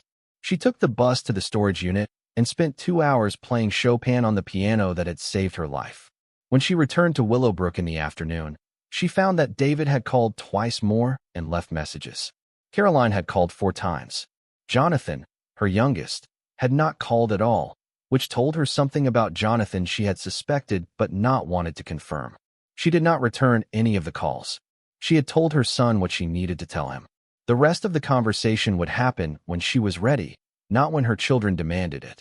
She ate dinner with Dorothy and Estelle in the community dining room. She attended the evening film screening, a black and white musical from 1952 that she had seen with Thomas on their first date. She cried quietly during the closing song and wiped her eyes before the lights came up. Dorothy noticed and patted her hand and said nothing, and Margaret loved her for it. That night, she slept better than she had in weeks. Tomorrow would bring new challenges. The coming weeks would bring more confrontations, more phone calls, probably legal threats that would come to nothing. But she had made her stand. She had reclaimed her name. She was Margaret Whitfield again, and she was not going to forget it. David did not call for 3 days after the Saturday morning confrontation. Margaret learned later, from Elizabeth Ward, that he had spent those 3 days calling every attorney he knew in Cleveland, attempting to construct a case for capacity proceedings. He had called physicians. He had called a geriatric psychiatrist. He had called the administrator at Willowbrook to inquire about his mother's behavior, whether she had shown any signs of confusion, whether she had been receiving visitors the staff did not recognize. Every inquiry had met with the same response. Margaret Whitfield was a sound, competent, articulate 74-year-old woman who had shown no signs of cognitive impairment. Her recent behavior had not changed. She ate her meals. She attended activities. She maintained friendships. She read the newspaper every morning and completed the crossword puzzle with fewer errors than most of the staff. The Willowbrook administrator, a woman named Patricia Holcomb, had called Margaret on the Monday morning after David's inquiries. She had asked, in the careful voice of a professional who did not want to involve herself in a family matter, whether Margaret was aware that her son was making inquiries about her. Margaret had thanked her for the call and had said yes, she was aware, and that her son was having some difficulty accepting recent changes in her financial arrangements. Patricia had not pressed for details. She had said only that Willowbrook's policy was to respect residents' autonomy and that any inquiries from family members would be handled accordingly. The call had ended with mutual pleasantries, and Margaret had understood that Patricia Holcomb had become an ally, quietly, without any formal arrangement being necessary. Elizabeth Ward called Tuesday afternoon with an update. David had finally retained an attorney, a man from a large Cleveland firm who specialized in guardianship proceedings. The attorney had contacted Elizabeth to request medical records and to discuss the basis for the recent changes in Margaret's legal arrangements. Elizabeth had responded with professional courtesy and had sent the attorney the documentation showing that Margaret had been evaluated by an independent geriatrician the previous Friday, that the evaluation had found no cognitive impairment of any kind, and that Margaret had full capacity to make the decisions she had made. The documentation also included a preliminary statement from Elizabeth that any capacity proceeding would be vigorously defended, that the costs would be substantial, and that Margaret had both the legal resources and the factual basis to prevail. The attorney called me back this morning, Elizabeth said. He's already told David that he does not recommend proceeding with a capacity challenge. The evaluation report is strong. The legal structures we've put in place are bulletproof. A capacity proceeding would cost David probably $50,000 in legal fees. It would take 6 months to a year, and at the end of it David would lose, and the court would likely sanction him for bringing the proceeding in the first place. He's advising David to stand down. Will David listen to him? Probably. David is a lawyer himself. He understands when he has a losing case. He may try other approaches, but I don't think he'll pursue the capacity challenge. Margaret thanked Elizabeth and hung up. She sat in her chair by the window and thought about her son, facing the collapse of the control he had exerted over her life, realizing that his options had narrowed, that the mother he had been managing was going to continue being the woman she had decided to be. She did not feel triumph. She felt sorrow. Somewhere along the way, her relationship with David had transformed into something that required lawyers to mediate. That transformation was not her fault, but it was her loss as much as his. The first bond redemption happened the following week. Elizabeth Ward had arranged for a small test, a single treasury bond with a face value of $10,000 and accumulated interest that brought the total payout to approximately $52,000. The redemption processed through the private bank in Columbus without incident. The Treasury Department confirmed receipt of the bond, verified the authenticity of the instrument, and wired the proceeds to the new account Margaret had established. The funds arrived on a Tuesday afternoon, exactly 8 business days after the bond had been submitted. Margaret sat in Elizabeth's office when the confirmation came through. Elizabeth turned her laptop to show Margaret the account balance. $52,318. A small fortune by the standards of most people's lives. A tiny fraction of what was still locked inside the piano in the storage unit on 79th Street. But the significance was not the amount. The significance was the proof of concept. Everything Robert had analyzed had been correct. The bonds were authentic. They were redeemable. The process worked. How would you like to proceed? Elizabeth asked. Slowly, carefully, following the schedule Robert worked out. Good. We'll redeem 5 more bonds this month. Another 10 next month. By the end of the year, we'll have liquidated approximately 50 of the 400 bonds, generating roughly $2.5 million in proceeds. That's aggressive enough to give you meaningful liquidity while staying within tax parameters that won't trigger maximum marginal rates. Margaret nodded. She did not fully understand all of the tax complexities, but she trusted Elizabeth and Robert to manage them. She had learned, over the past several weeks, that trusting capable people to do their work was a skill she had partially lost during the 3 years of being managed by her children. She was relearning it. She was also learning to ask questions when she did not understand, to request explanations in plain language, to insist on understanding the major decisions even when she delegated the technical work. The combination of trust and oversight was unfamiliar, but she was finding her way. 2 weeks after the first redemption, Jonathan called. Margaret had been waiting for the call without consciously expecting it. Jonathan had not contacted her since the family meeting at Caroline's house, where the piano had been distributed. He had been silent. Through David's threats of capacity proceedings. He had been silent through the Saturday morning confrontation. His silence had been, in its way, worse than David's anger, because David's anger at least acknowledged that something significant was happening. Jonathan's silence had suggested that his mother's independence had not even registered as an event worth engaging with. When the phone rang on a Wednesday afternoon and Margaret saw his name on the display, she almost did not answer. She had been carrying a particular herd about Jonathan that she had not wanted to examine closely. When he had been a boy, he had been her favorite. She was not supposed to admit that, and she had never admitted it to Thomas or to her other children. But Jonathan had been the one who climbed into her lap when he was frightened. He had been the one who helped her in the kitchen without being asked. He had been the one who, at 12 years old, had written her a birthday card that simply said, "Mama, I love being your son." The card had lived in her bedside drawer on Chestnut Street for 30 years. She did not know what had happened to it during the house sale. She answered on the 4th ring. "Hello, Jonathan." "Mom." His voice was different than she remembered. Older, more tentative. There was a long pause after he said the single word, and Margaret waited, because she had learned over the past weeks that silence was sometimes the most productive thing a person could offer. "Mom, I need to talk to you about what's been happening. I know David called. I know you two had a terrible conversation. I'm not calling for David. I'm calling for myself. I haven't been a good son to you. I want to talk about that, if you'll let me."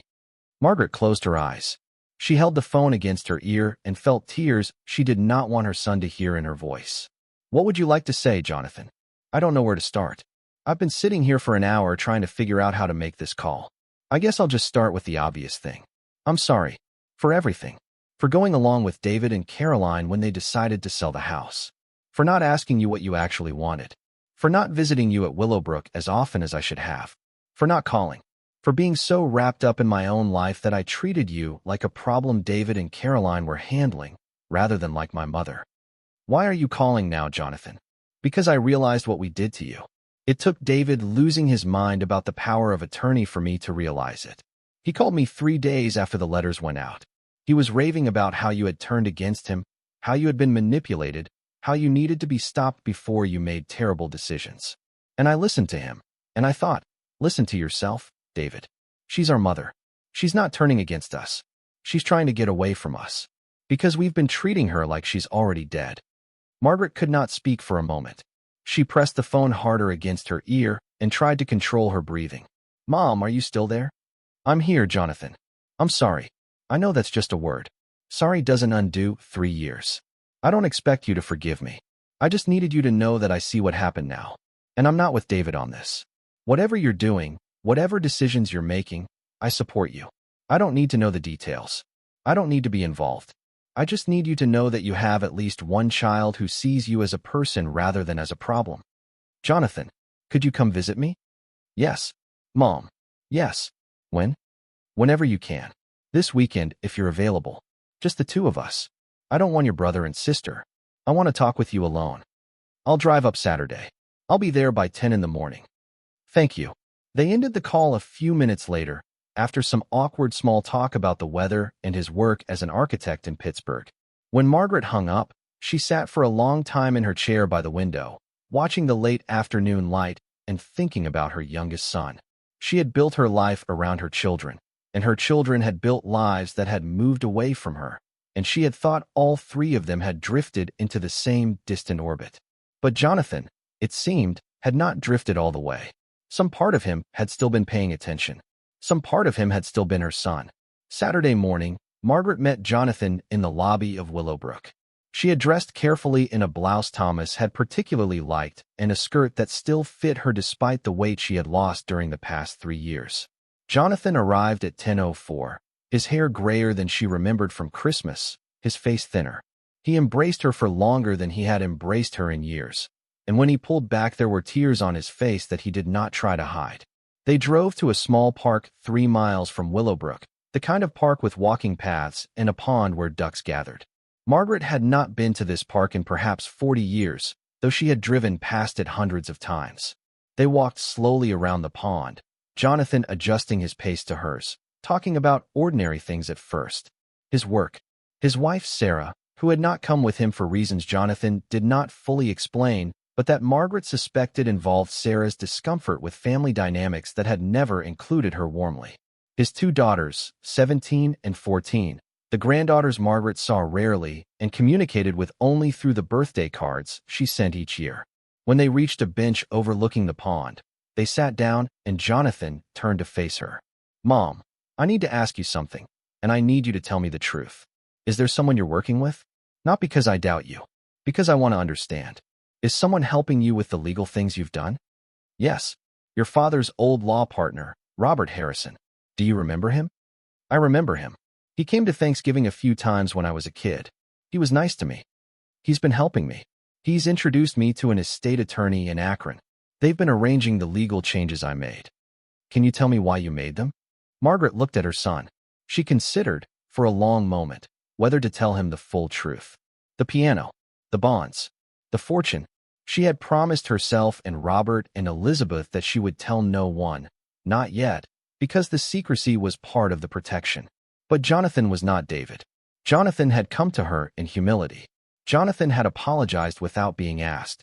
Jonathan, she believed, could be trusted in a way David and Caroline could not. She decided to tell him, at least in part. Jonathan, I'm going to tell you something that I need you to keep absolutely private. Not from your wife. Not from anyone. If you cannot agree to that, I won't tell you. But I want you to know, because you are my son and you have earned the right to know. I can keep a secret, Mom. Your father left me something. An inheritance I didn't know about until a few weeks ago. Something substantial. I discovered it by accident. Robert has been helping me understand what it is and how to protect it. That's why I revoked David's power of attorney. That's why I retained new counsel. Because what your father left me cannot be part of any arrangement that gives David or Caroline authority over my finances. Jonathan looked at her with an expression of genuine confusion. What do you mean, he left you something? The estate was settled. David went through everything. David went through what was visible. Your father, apparently, left things that were not visible, for reasons I am still trying to understand. I've been working with Robert to determine exactly what I have and how to manage it. How much are we talking about, Mom? I'm not going to tell you the amount. Not because I don't trust you, but because the amount itself is part of the secret I need to keep. I'll tell you it's substantial. Substantial enough that I will never need to worry about money for the rest of my life.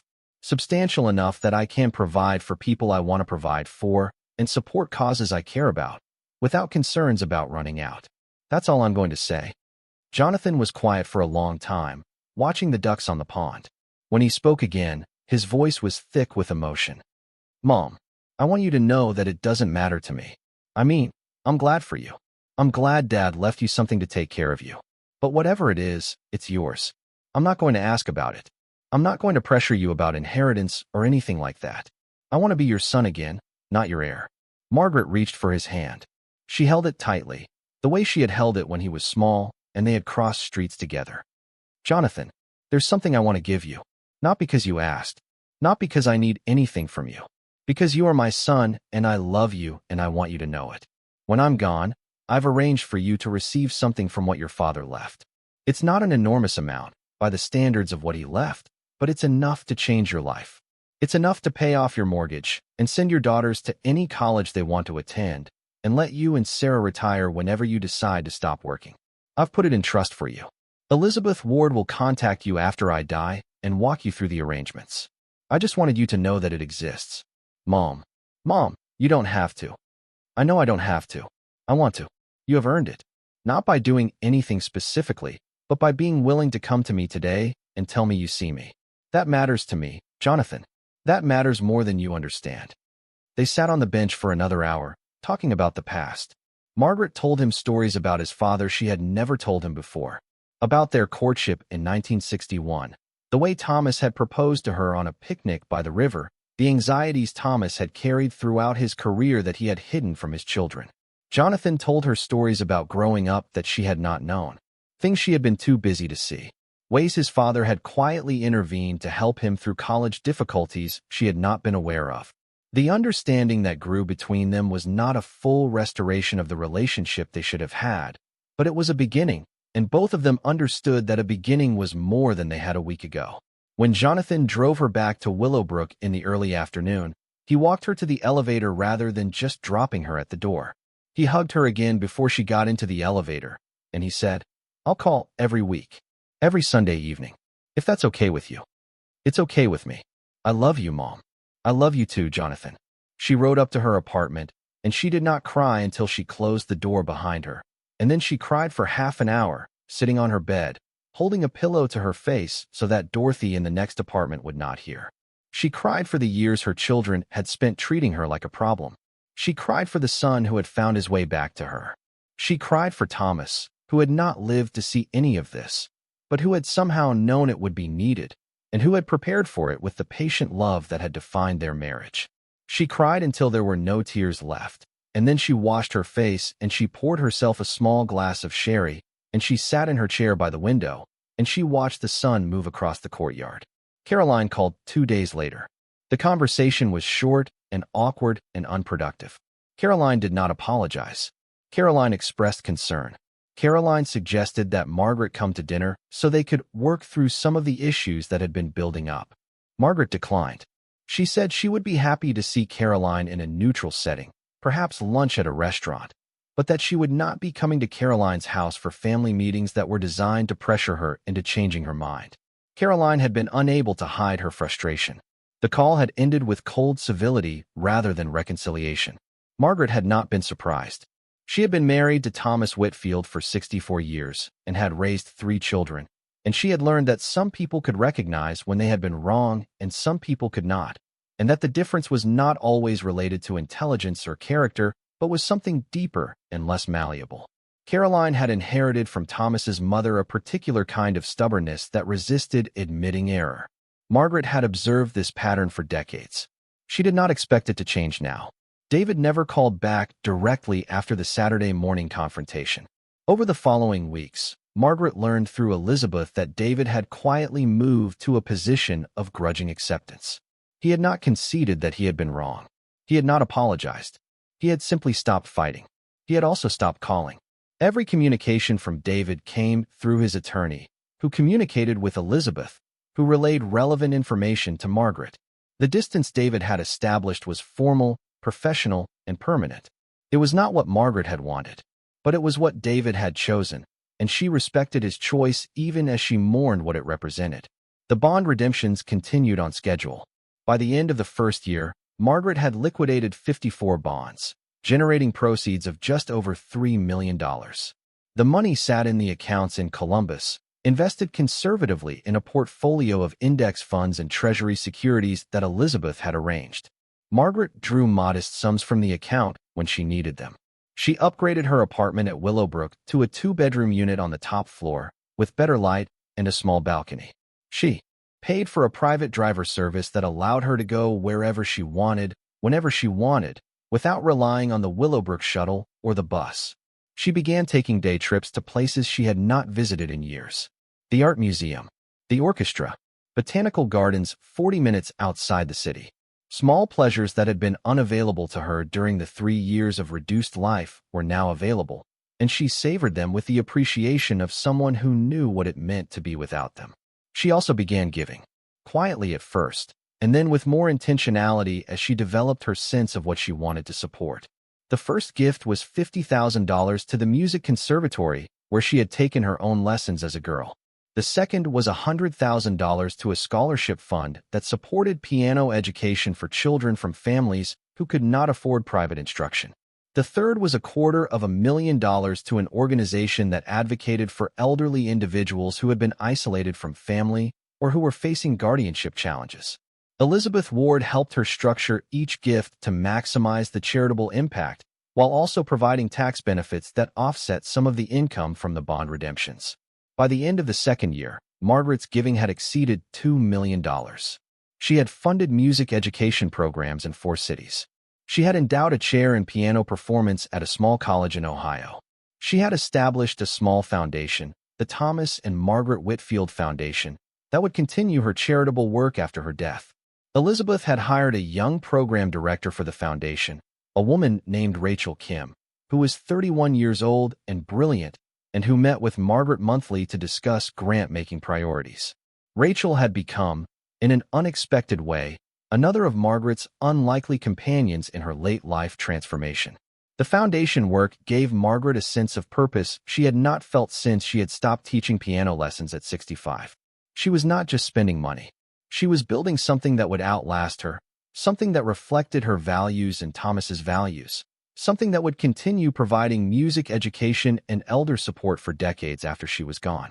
The community around her at Willowbrook noticed the changes, though they did not know the reasons.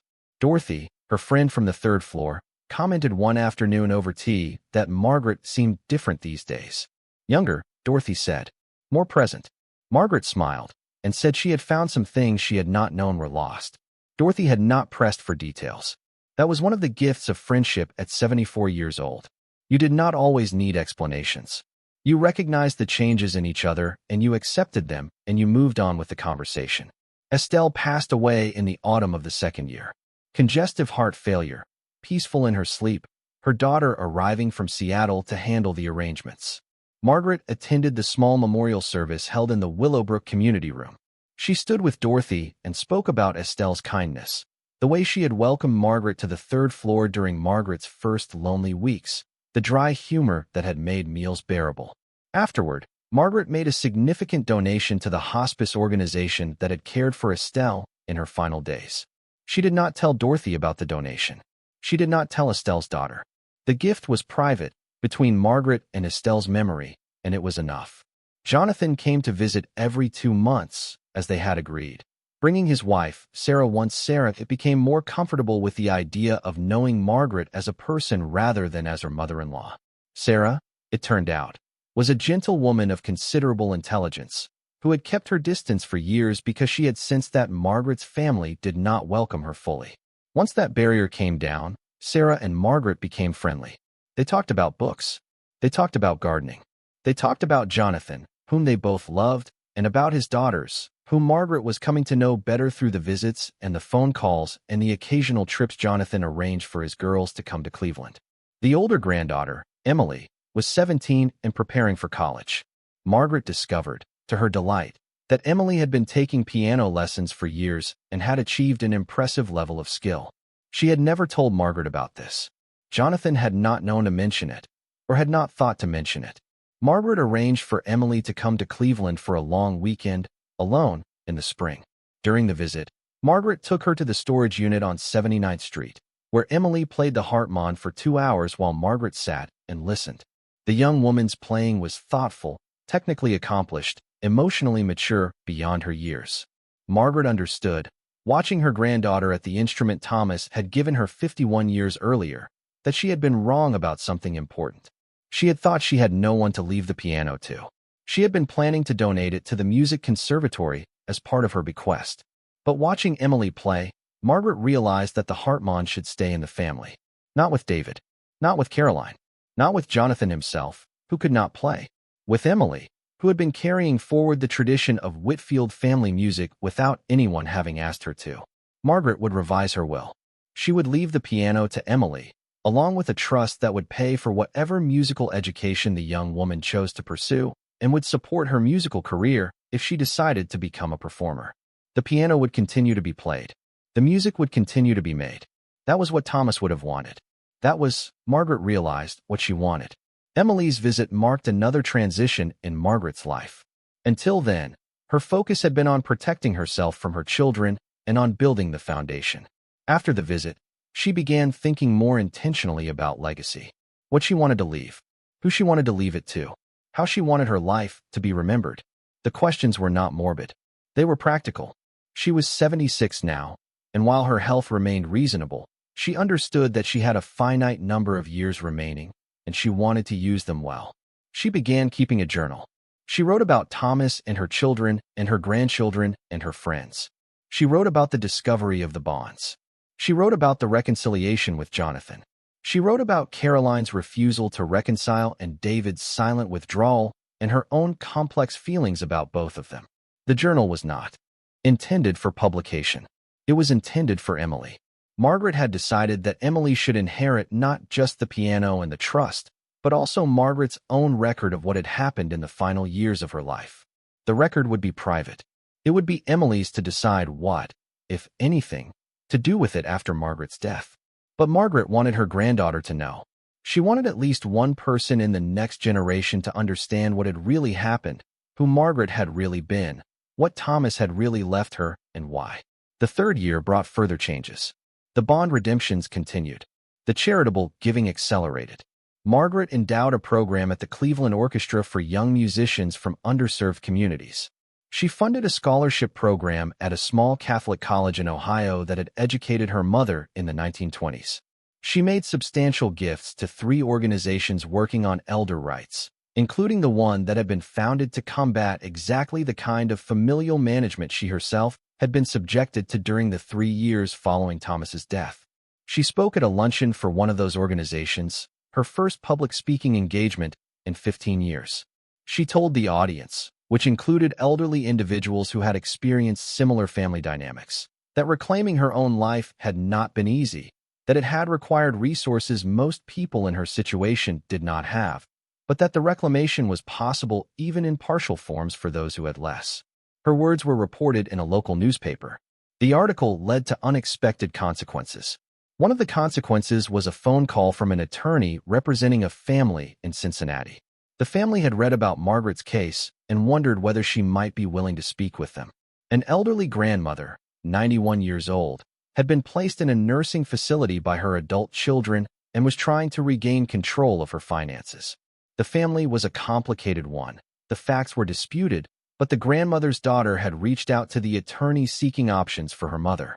The attorney had read the article and had wondered whether Margaret might be willing to offer advice, or perhaps to fund legal representation. Margaret agreed to both. She funded a legal defense for the grandmother. She spoke with the daughter by phone, sharing what she had learned about the protections available and the specific legal structures that had worked in her own case. Within 6 months, the grandmother had regained control of her finances and had moved into an assisted living community of her choosing. The outcome was not perfect. The family remained fractured, but the grandmother had her dignity back, and Margaret understood that she had just used her fortune in the most consequential way yet. She had paid forward her own rescue. After that case, more calls came. Margaret, with Elizabeth's help, established a small program within the foundation specifically to fund legal defenses for elderly individuals facing similar situations. The program grew. By the end of the third year, it had funded legal representation for 43 elderly individuals in 8 states. Not every case resolved successfully. Some of the situations were genuinely complex, with family members who had legitimate concerns about their elderly relatives' capacity. But in most cases, the program succeeded in establishing that the elderly individuals had been prematurely stripped of autonomy, and in restoring that autonomy through legal structures similar to the ones Elizabeth had used for Margaret. Margaret's story, it turned out, was not unique. Her rescue, however, was. Most elderly individuals in her situation did not discover $300 million hidden inside a piano. Most of them remained trapped in reduced lives, managed by well-meaning but controlling children, unable to access the resources needed to reclaim their autonomy. Margaret could not rescue all of them, but she could rescue some. And through the Foundation's program, she could model a legal approach that would eventually help many more people than she could personally fund. The work gave her a sense of purpose she had not felt since Thomas died. Some days, she sat in her apartment at Willowbrook and thought about the distance she had traveled. From the woman who had watched her children divide her possessions in Caroline's living room to the woman who now funded legal defenses for elderly strangers across the country. The same woman, fundamentally, but transformed by the fortune that Thomas had left her, and more importantly, by her own choice to use that fortune for something larger than personal comfort. In her 4th year after discovering the bonds, when Margaret was 78, Caroline called unexpectedly. It was a Sunday afternoon in October. Margaret had just returned from her weekly phone call with Jonathan and was sitting in her apartment with a cup of tea, reading a novel she had been looking forward to. When Caroline's name appeared on the display, Margaret almost did not answer. But something made her pick up. "Mother." Caroline's voice was different, quieter. Margaret waited. "Mother, I've been thinking. I know it's been a long time. I know I haven't. I've been thinking about coming to visit you. If you would be willing. I don't want to make excuses for anything. I don't want to lose you entirely, Mother. And I'm afraid that I might already have." Margaret set down her teacup. She chose her words carefully. "Caroline, you have not lost me entirely. But you and I need to have a real conversation, not a family meeting. Just you and me. And Caroline, I need you to understand before we have the conversation that I am not going to undo the decisions I made. I am not going to restore your brother's authority over my finances. I am not going to discuss the specifics of my estate plan. If you want to visit me to reconnect as mother and daughter, I would welcome that. If you are visiting me as part of some longer strategy to regain influence over my affairs, please don't come. Mother, I don't want influence. I just want to see you. Then come. Next Saturday, noon. Come to Willowbrook. We'll have lunch here in the dining room. Just the two of us." Caroline came. She arrived on time.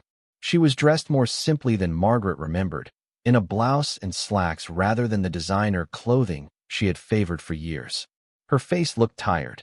Her hair had more gray in it than Margaret remembered noticing before. Margaret recognized, with the clinical eye of someone who had been observing her own aging closely for 3 years, that Caroline had reached an age where she was beginning to see herself as her mother's future, and the recognition had probably been part of what had brought her to this lunch. They ate in the dining room. Margaret introduced Caroline to Dorothy, who sat 2 tables over. The introduction was brief and polite. Caroline made conversation about her husband and her children and her work. Margaret listened. She asked questions. She shared a few small updates about her own life, omitting the foundation work and the bond redemptions. She did not bring up the conflict. She did not ask Caroline to apologize. She simply let her daughter visit, on the terms of mother and daughter rather than executor and subject. When lunch was ending and Caroline was preparing to leave, she paused in the dining room doorway. "Mother, I need to say one thing before I go. I know you don't want an apology because you don't trust what it would mean. But I am sorry for the way we treated you, for the assumptions we made, for the decisions we took out of your hands. I am sorry, Mother, and I am not asking for anything. I just needed to say it." Margaret stood up from the table. She walked to the doorway. She embraced her daughter, the first time they had embraced in nearly 4 years. Thank you, Caroline. I accept your apology. It does not undo what happened, but I accept it. Caroline cried. She did not try to hide it.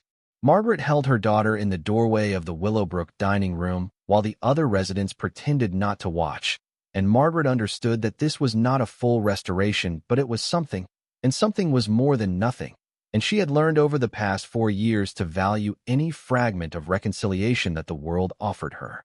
Caroline began visiting monthly after that. The visits were not always easy.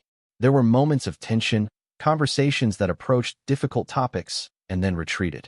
Caroline did not apologize again, but she also did not attempt to reassert any authority over Margaret's life. She came to see her mother. She stayed for a few hours. She went home to her own life. The relationship was not what it had been when Thomas was alive, but it was something new, and Margaret came to accept that new relationships could form between people who had hurt each other, as long as both people were willing to allow the new relationship to be its own thing rather than a pretense of restoring what had been lost. David did not come. David never came. By the time Margaret turned 80, she had not seen her oldest son in 5 years. She thought of him often. She wondered whether he thought of her. She wondered whether the money had been worth it to him, the 3 years of managed control he had exercised over her life before she had reclaimed it. She suspected, though she could not know, that David was a man whose professional identity required him to be right, and admitting he had been wrong about his own mother would cost him something he was not willing to pay. She understood this about him. She had seen it building in him throughout his adulthood. She did not blame herself for his inability to reconcile. She simply grieved the son she had raised and the man he had become, and she kept a place in her life for him in case he ever decided to come back. In her 80th year, Margaret made a decision she had been considering for some time. She would leave Willowbrook.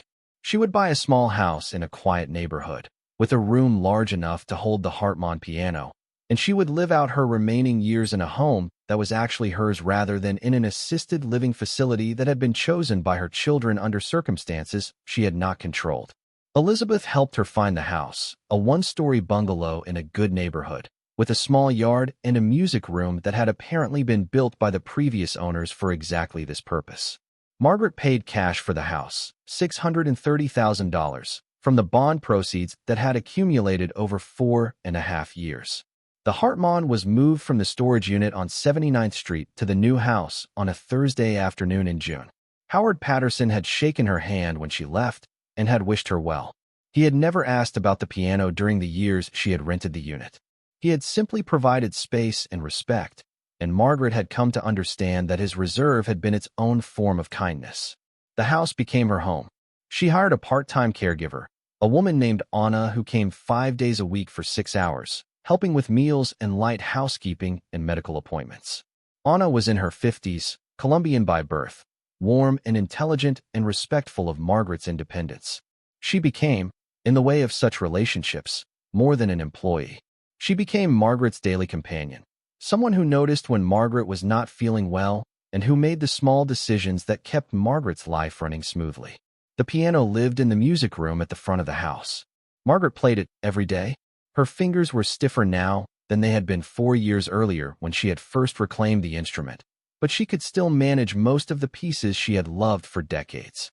Chopin, Schumann, Mendelssohn, the music Thomas had loved, and that she had loved, and that she played now not in mourning but in quiet companionship with the memory of the life they had shared. Emily came often. She had enrolled at the Peabody Institute in Baltimore, studying piano performance on a scholarship that Margaret's trust had funded. She visited her grandmother during breaks. She practiced on the Hartmann when she came, filling the house with music that was better than any music Margaret could still produce. Margaret listened, sitting in the chair by the window of the music room, and she thought about Thomas, and about the piano he had chosen so carefully, and about the wisdom of hiding a fortune inside an instrument that would eventually be played by a great-granddaughter he had never met, but whose existence he must somehow have anticipated, at least in the general form of continuity, in the passing of love and music from one generation to the next. In Margaret's 81st year, she began experiencing the small decline that would eventually end her life. Her energy diminished. Her joints ached more than they had before. Her doctor explained, in the direct way Margaret had come to prefer, that her heart was beginning to weaken. Not dramatically, not urgently, but she should expect a gradual reduction in her capacity over the coming years. Margaret accepted the news with the calm that had become her habit. She had lived a good life. She had done what she needed to do.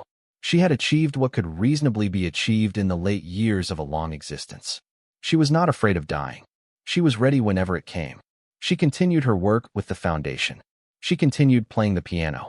She continued seeing Jonathan every other month and Caroline every month, and Emily whenever the young woman could get to Cleveland. She continued, as long as she was able, to live each day with intention. She had learned, over the past 7 years since Thomas had died, that the quality of a life was not measured in its duration but in its texture, in the choices that had been made, in the people who had been loved, in the good that had been done with whatever resources had been available. On a cool morning in October of her 82nd year, Margaret sat in the music room of her small house and played Chopin's Nocturne in E-flat major, the piece Thomas had been playing when he died. Her fingers found the phrasing they had always found. The Hartmann responded with its warm tone, filling the room with sound. Anna was in the kitchen, preparing breakfast. The morning light through the music room windows was pale and gold. Margaret finished the Nocturne.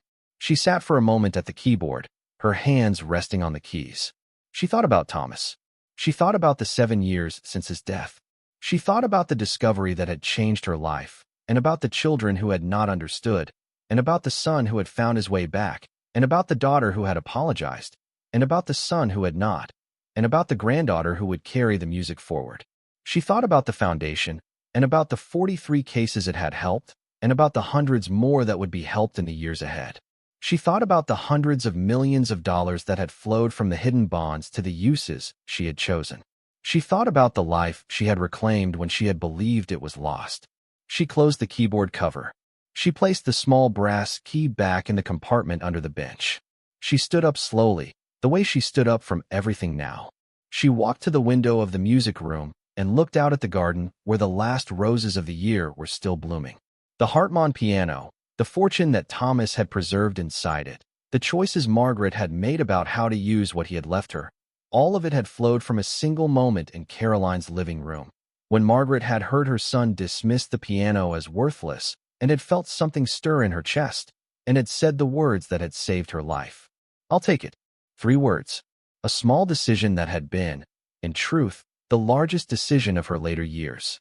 She thought about what might have happened if she had not said those words. If she had let her children send the piano to auction or to disposal. She did not let herself dwell on the thought. The decision had been made. The life had been lived. The rescue had happened. And Thomas, somehow, in some way she would never fully understand, had been present in the moment when she had reached for the thing her children had rejected, had been present in her voice when she had claimed her husband's final gift, had been present in her heart when she had stood up to her son and refused to be managed any longer. She thought she would die eventually in this house, in this music room, at this piano, surrounded by the sound and the memory and the presence of the man she had loved for 64 years. She hoped she would die as he had, suddenly, at the keyboard, the way he would have wanted her to go. She hoped, but she did not require it. However the end came, she was ready. Margaret Whitfield lived another 3 years in her small house. She continued her foundation work until the last month of her life. She saw Jonathan and Caroline regularly. She saw Emily graduate from the Peabody Institute with distinction. She saw her granddaughter begin her career as a concert pianist with a debut at Carnegie Hall that Margaret attended in person, sitting in the audience in a dress she had purchased for the occasion, listening to her granddaughter play pieces Margaret had once taught her on the piano that now lived in Margaret's music room. She died in her sleep on a Sunday morning in April, 85 years old, in the bed she had shared with Thomas Whitfield for more than 6 decades, which she had moved from Chestnut Street to the bungalow 7 years earlier. Anna found her in the morning when she came to start breakfast. The Hartmann piano stood silent in the music room. The keyboard cover was open. A piece of music Margaret had been working on the previous evening was still on the music desk. Elizabeth Ward handled the estate with the competence she had demonstrated for 7 years. The bond redemptions had been completed the previous year. The proceeds had flowed into the trust. The trust distributions proceeded according to the provisions Margaret had specified. Jonathan received his $10 million. Caroline received the modest bequest Margaret had eventually added for her after the reconciliation had progressed. David received nothing, because he had never come to claim the relationship that would have made an inheritance appropriate. Emily received the Hartmann piano and a substantial trust that would support her musical career indefinitely. The foundation received the bulk of the remaining assets. Margaret had left behind structures that would continue her work for decades. David did not attend the funeral. He sent a large floral arrangement with a card that said simply, "With condolences, David." Jonathan and Caroline stood together at the graveside, Jonathan's arm around his sister. Emily played the nocturne on a piano in the funeral home chapel, her grandmother's favorite piece, which had been her grandfather's favorite piece before that. The sound of the music filled the chapel, and the mourners wept, and Margaret Whitfield was buried beside her husband in the family plot that Thomas had purchased 40 years earlier, when such purchases had seemed abstract and impossibly distant. The foundation continued. The legal defense program continued. The music scholarships continued.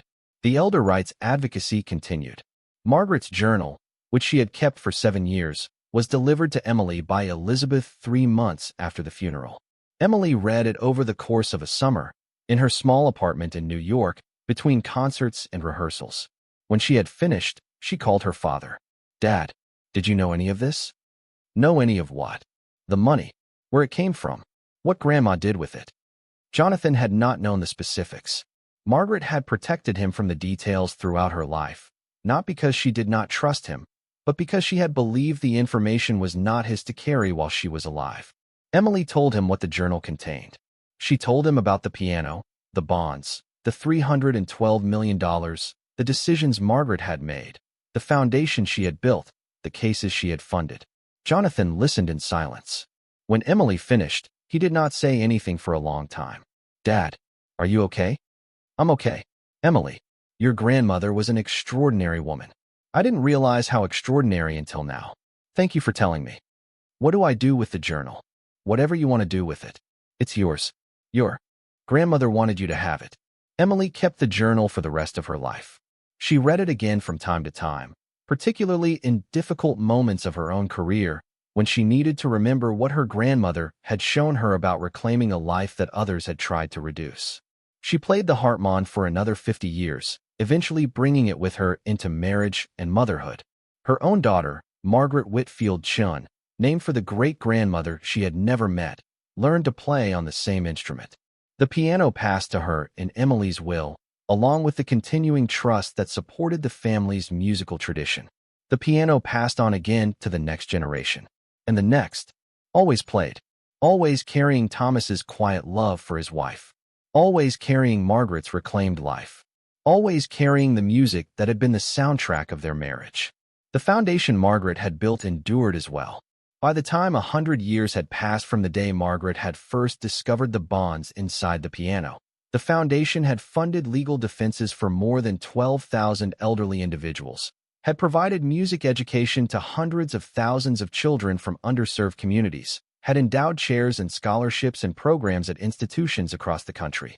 The original $312 million, carefully invested and prudently managed, had grown into a perpetual endowment that would continue doing good work indefinitely.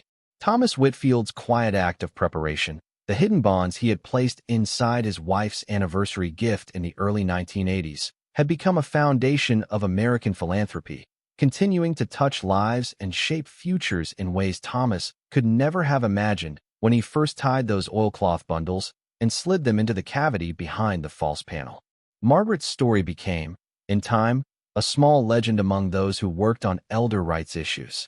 The woman who had been reduced to Willowbrook by her own children, who had claimed a worthless piano, who had found a fortune, who had rebuilt her life, who had given her wealth to causes that protected others from the experiences she had endured. The story was told and retold. It inspired legal reforms in several states. It contributed to changes in the way families thought about caring for aging parents. It was, in its small way, a story that made the world better than it would have been without her. But Margaret herself, in the last years of her life, had not thought of herself as extraordinary. She had simply thought of herself as a woman who had finally remembered who she was. The piano, the bonds, the fortune, All of it had been the means by which she had reclaimed her life. But the reclamation itself had been her choice, her decision, her refusal to accept the reduced version of herself that grief and her children's management had tried to make permanent. She had been Margaret Whitfield. She had continued being Margaret Whitfield. At the end, as at the beginning, she had been Margaret Whitfield, and no one, including her own children, had been able to take that from her permanently. On the last night of her life, she had sat in the music room after supper, and she had played the nocturne one more time. The moon had been visible through the window. The Hartmann had responded with its warm tone that she had loved for 55 years. She had thought about Thomas. She had thought about the life they had built together and the life she had built after he was gone.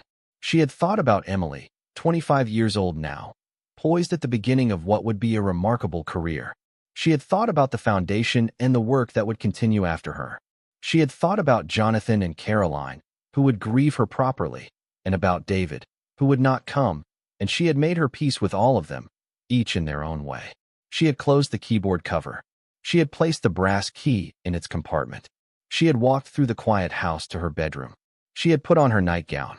She had sat at her bedside for a moment, looking at the photograph of Thomas that stood on her nightstand, and she had whispered, "I'll see you soon." She had lain down on her side of the bed, the side she had slept on for 64 years, and she had closed her eyes, and she had fallen asleep. She had not woken up. Anna had found her in the morning.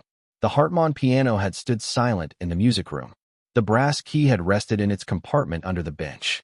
The music that Margaret had been working on the evening before had been, appropriately, Chopin's Nocturne in E-flat major, the piece that had accompanied her through 60 years of marriage and 7 years of widowhood and the final passages of her reclaimed life. The piano still plays, somewhere in America, in the home of a great-great-granddaughter who never met Margaret Whitfield, but who carries her name and her love of music and the quiet understanding that has passed through the generations along with the instrument. $312 million, hidden inside a second-hand German upright that everyone had called worthless, had transformed not only a single life, but a family, a community, and eventually a small corner of the world. Thomas Whitfield had known what he was doing when he hid the bonds. Margaret Whitfield had known what she was doing when she claimed the piano. The rest had followed. Sometimes the most valuable things in the world are hidden inside the objects that others consider worthless, and sometimes the people who find them are the ones who had nothing left to lose and everything left to give. Emily Whitfield stood on the stage of Carnegie Hall on a Tuesday evening in October, 23 years after her grandmother's death, and looked out at an audience that had come to hear her play a program she had been preparing for 18 months. She was 48 years old now, a respected concert pianist with recordings on major labels and appearances with orchestras across 3 continents. And this particular evening carried a weight that the audience would not fully understand. She had dedicated the program to her grandmother, Margaret Whitfield, whom she had loved more completely than almost anyone else in her life. And she had structured the repertoire around the pieces her grandmother had played for her during those visits to the bungalow in Cleveland during Emily's teenage years. The centerpiece of the program was Chopin's Nocturne in E-flat major, the piece Thomas had been playing when he died, the piece Margaret had played on her last evening, the piece that had accompanied their marriage, their love, their family, and finally their transformation through the discovery of what Thomas had hidden inside the Hartmann piano. Emily had been playing the Nocturne for nearly 40 years. By now, since she had first learned it at 14, but tonight she would play it on the Hartmann itself. She had arranged, through considerable expense and logistical complexity, to have the piano transported from her home in Connecticut to Carnegie Hall for this single concert. The stage crew had spent the previous day moving the instrument into place, and a technician she trusted had spent 6 hours fine-tuning it that morning. The audience did not know that the piano they were seeing was the same instrument that had held $312 million in bearer bonds for more than 40 years before Margaret had discovered them. The story had been told in some elder rights circles and had been mentioned in the Foundation's annual reports, but it had never become public in the way that would have made the audience recognize the history of the instrument in front of them. Emily had chosen not to make the story public. She had honored her grandmother's preference for privacy, even posthumously. But she knew, and playing the Nocturne on the Hartmann, on this stage, in this hall, carrying the accumulated weight of 4 generations of Whitfield women who had loved this instrument, and had been shaped by what it had contained, meant something to Emily that no one in the audience could fully understand. She took her seat on the bench. She adjusted the height. She placed her hands above the keys and let them hover there for a moment while the hall went silent. Then she began. The nocturne unfolded as it always had, through the familiar modulations, the long singing melodic line, the sustained harmonies that had filled the music room on Chestnut Street and the music room in Margaret's bungalow, and now filled the largest concert hall in America. Emily played with the technical mastery her years of practice had earned her, but she also played with something that transcended technique. She played as though she were having a conversation with her grandmother and her great-grandfather, with the piano itself as the medium through which the conversation was occurring. The Hartmann responded with its warm tone, its characteristic overtones, its quality of carrying more sound than a piano of its size should have been able to produce. The instrument knew this piece. The instrument had played it thousands of times over the past 138 years, through Thomas and Margaret, and now through Emily. And something in the way it responded under her hand suggested that the piano itself was participating in the memory of those who had loved it. When the final chord faded, the hall held its silence for 3 seconds before erupting into applause. Emily sat at the keyboard with her hands in her lap, blinking back tears, hearing in the silence before the applause the presence of her grandmother, who had been gone for 23 years, but who was somehow with her in the music she had just completed. The review in the New York Times the following morning described the performance as one of the most emotionally resonant recitals of the season. The critic noted the particular tonal quality of the piano Emily had used, which he had not been able to identify by visual examination from his seat, but which he suspected was a historic European instrument rather than one of the modern concert grands the hall typically provided. Emily smiled when she read the review. The Hartmann had been recognized, even if its history had remained private. That was enough. After the concert, Emily returned to her home in Connecticut and resumed her ordinary life. She had 2 children of her own by then, a daughter named Margaret, 22, and a son named Thomas, 19. Both of them had been named for their great-grandmother and great-great-grandfather, though only her daughter had inherited the musical gift that had defined 4 generations of the family. Young Margaret was a violinist rather than a pianist, studying at the Juilliard School, already showing the kind of promise that made her teachers suggest a concert career was possible. The Hartmann would eventually pass to her. Emily had already revised her will to specify this, along with the trust that continued to fund the family's musical pursuits.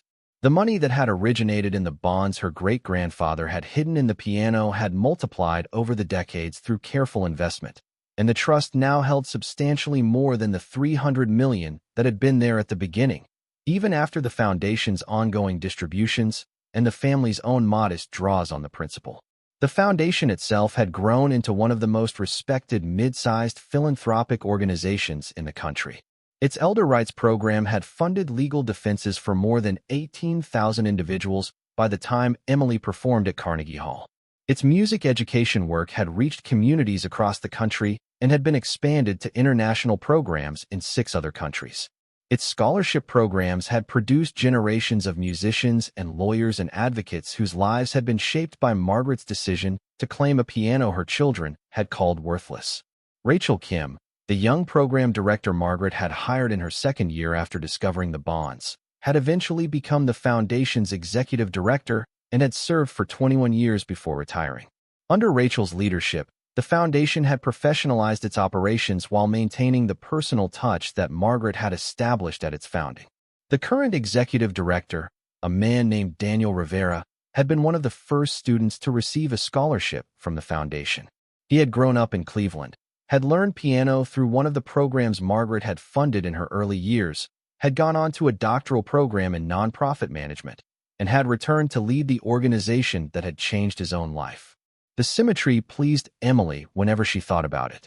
The money her great-grandfather had preserved had created opportunities that had flowed forward and had eventually produced the very leaders who now continued the work.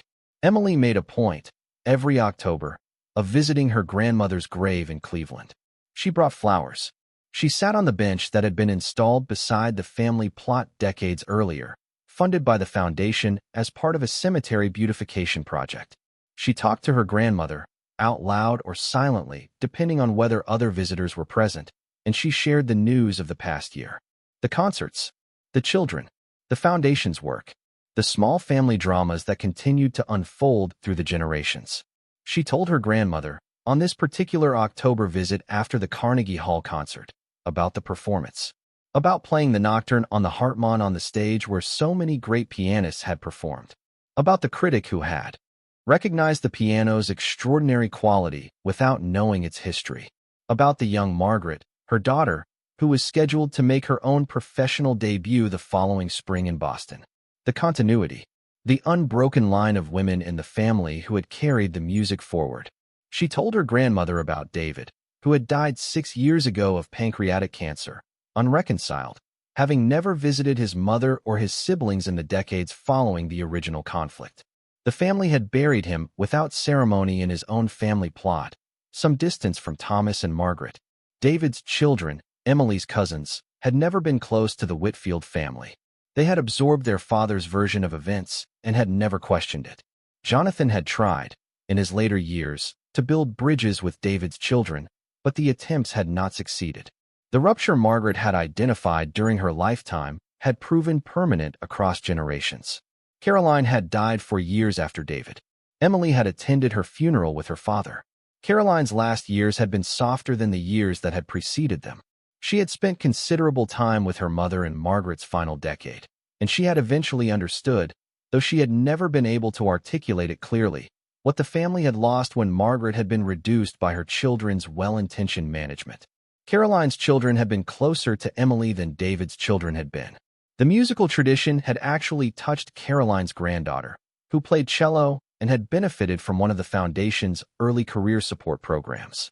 Jonathan had lived longer than both of his siblings, dying peacefully at 87 of ordinary old age. He had spent his final years in Pittsburgh with Sarah, who had outlived him by 2 years. Emily had visited them regularly. Jonathan had become, in the final decades of his life, the keeper of the family story, the uncle who could tell the grandchildren what their great-grandmother had really been like, what she had really done, why she had mattered so much to the small corner of the world she had touched.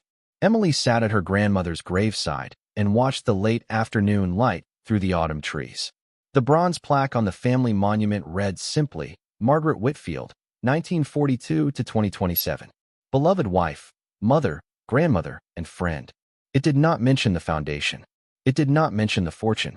It did not mention the piano. But Emily knew, and her daughter would know, and her daughter's children would know, that the simple name on the plaque carried a story that had reshaped the family and touched thousands of lives beyond it. That was enough. That was more than enough. Margaret had not wanted monuments. She had wanted her work to continue. The work continued.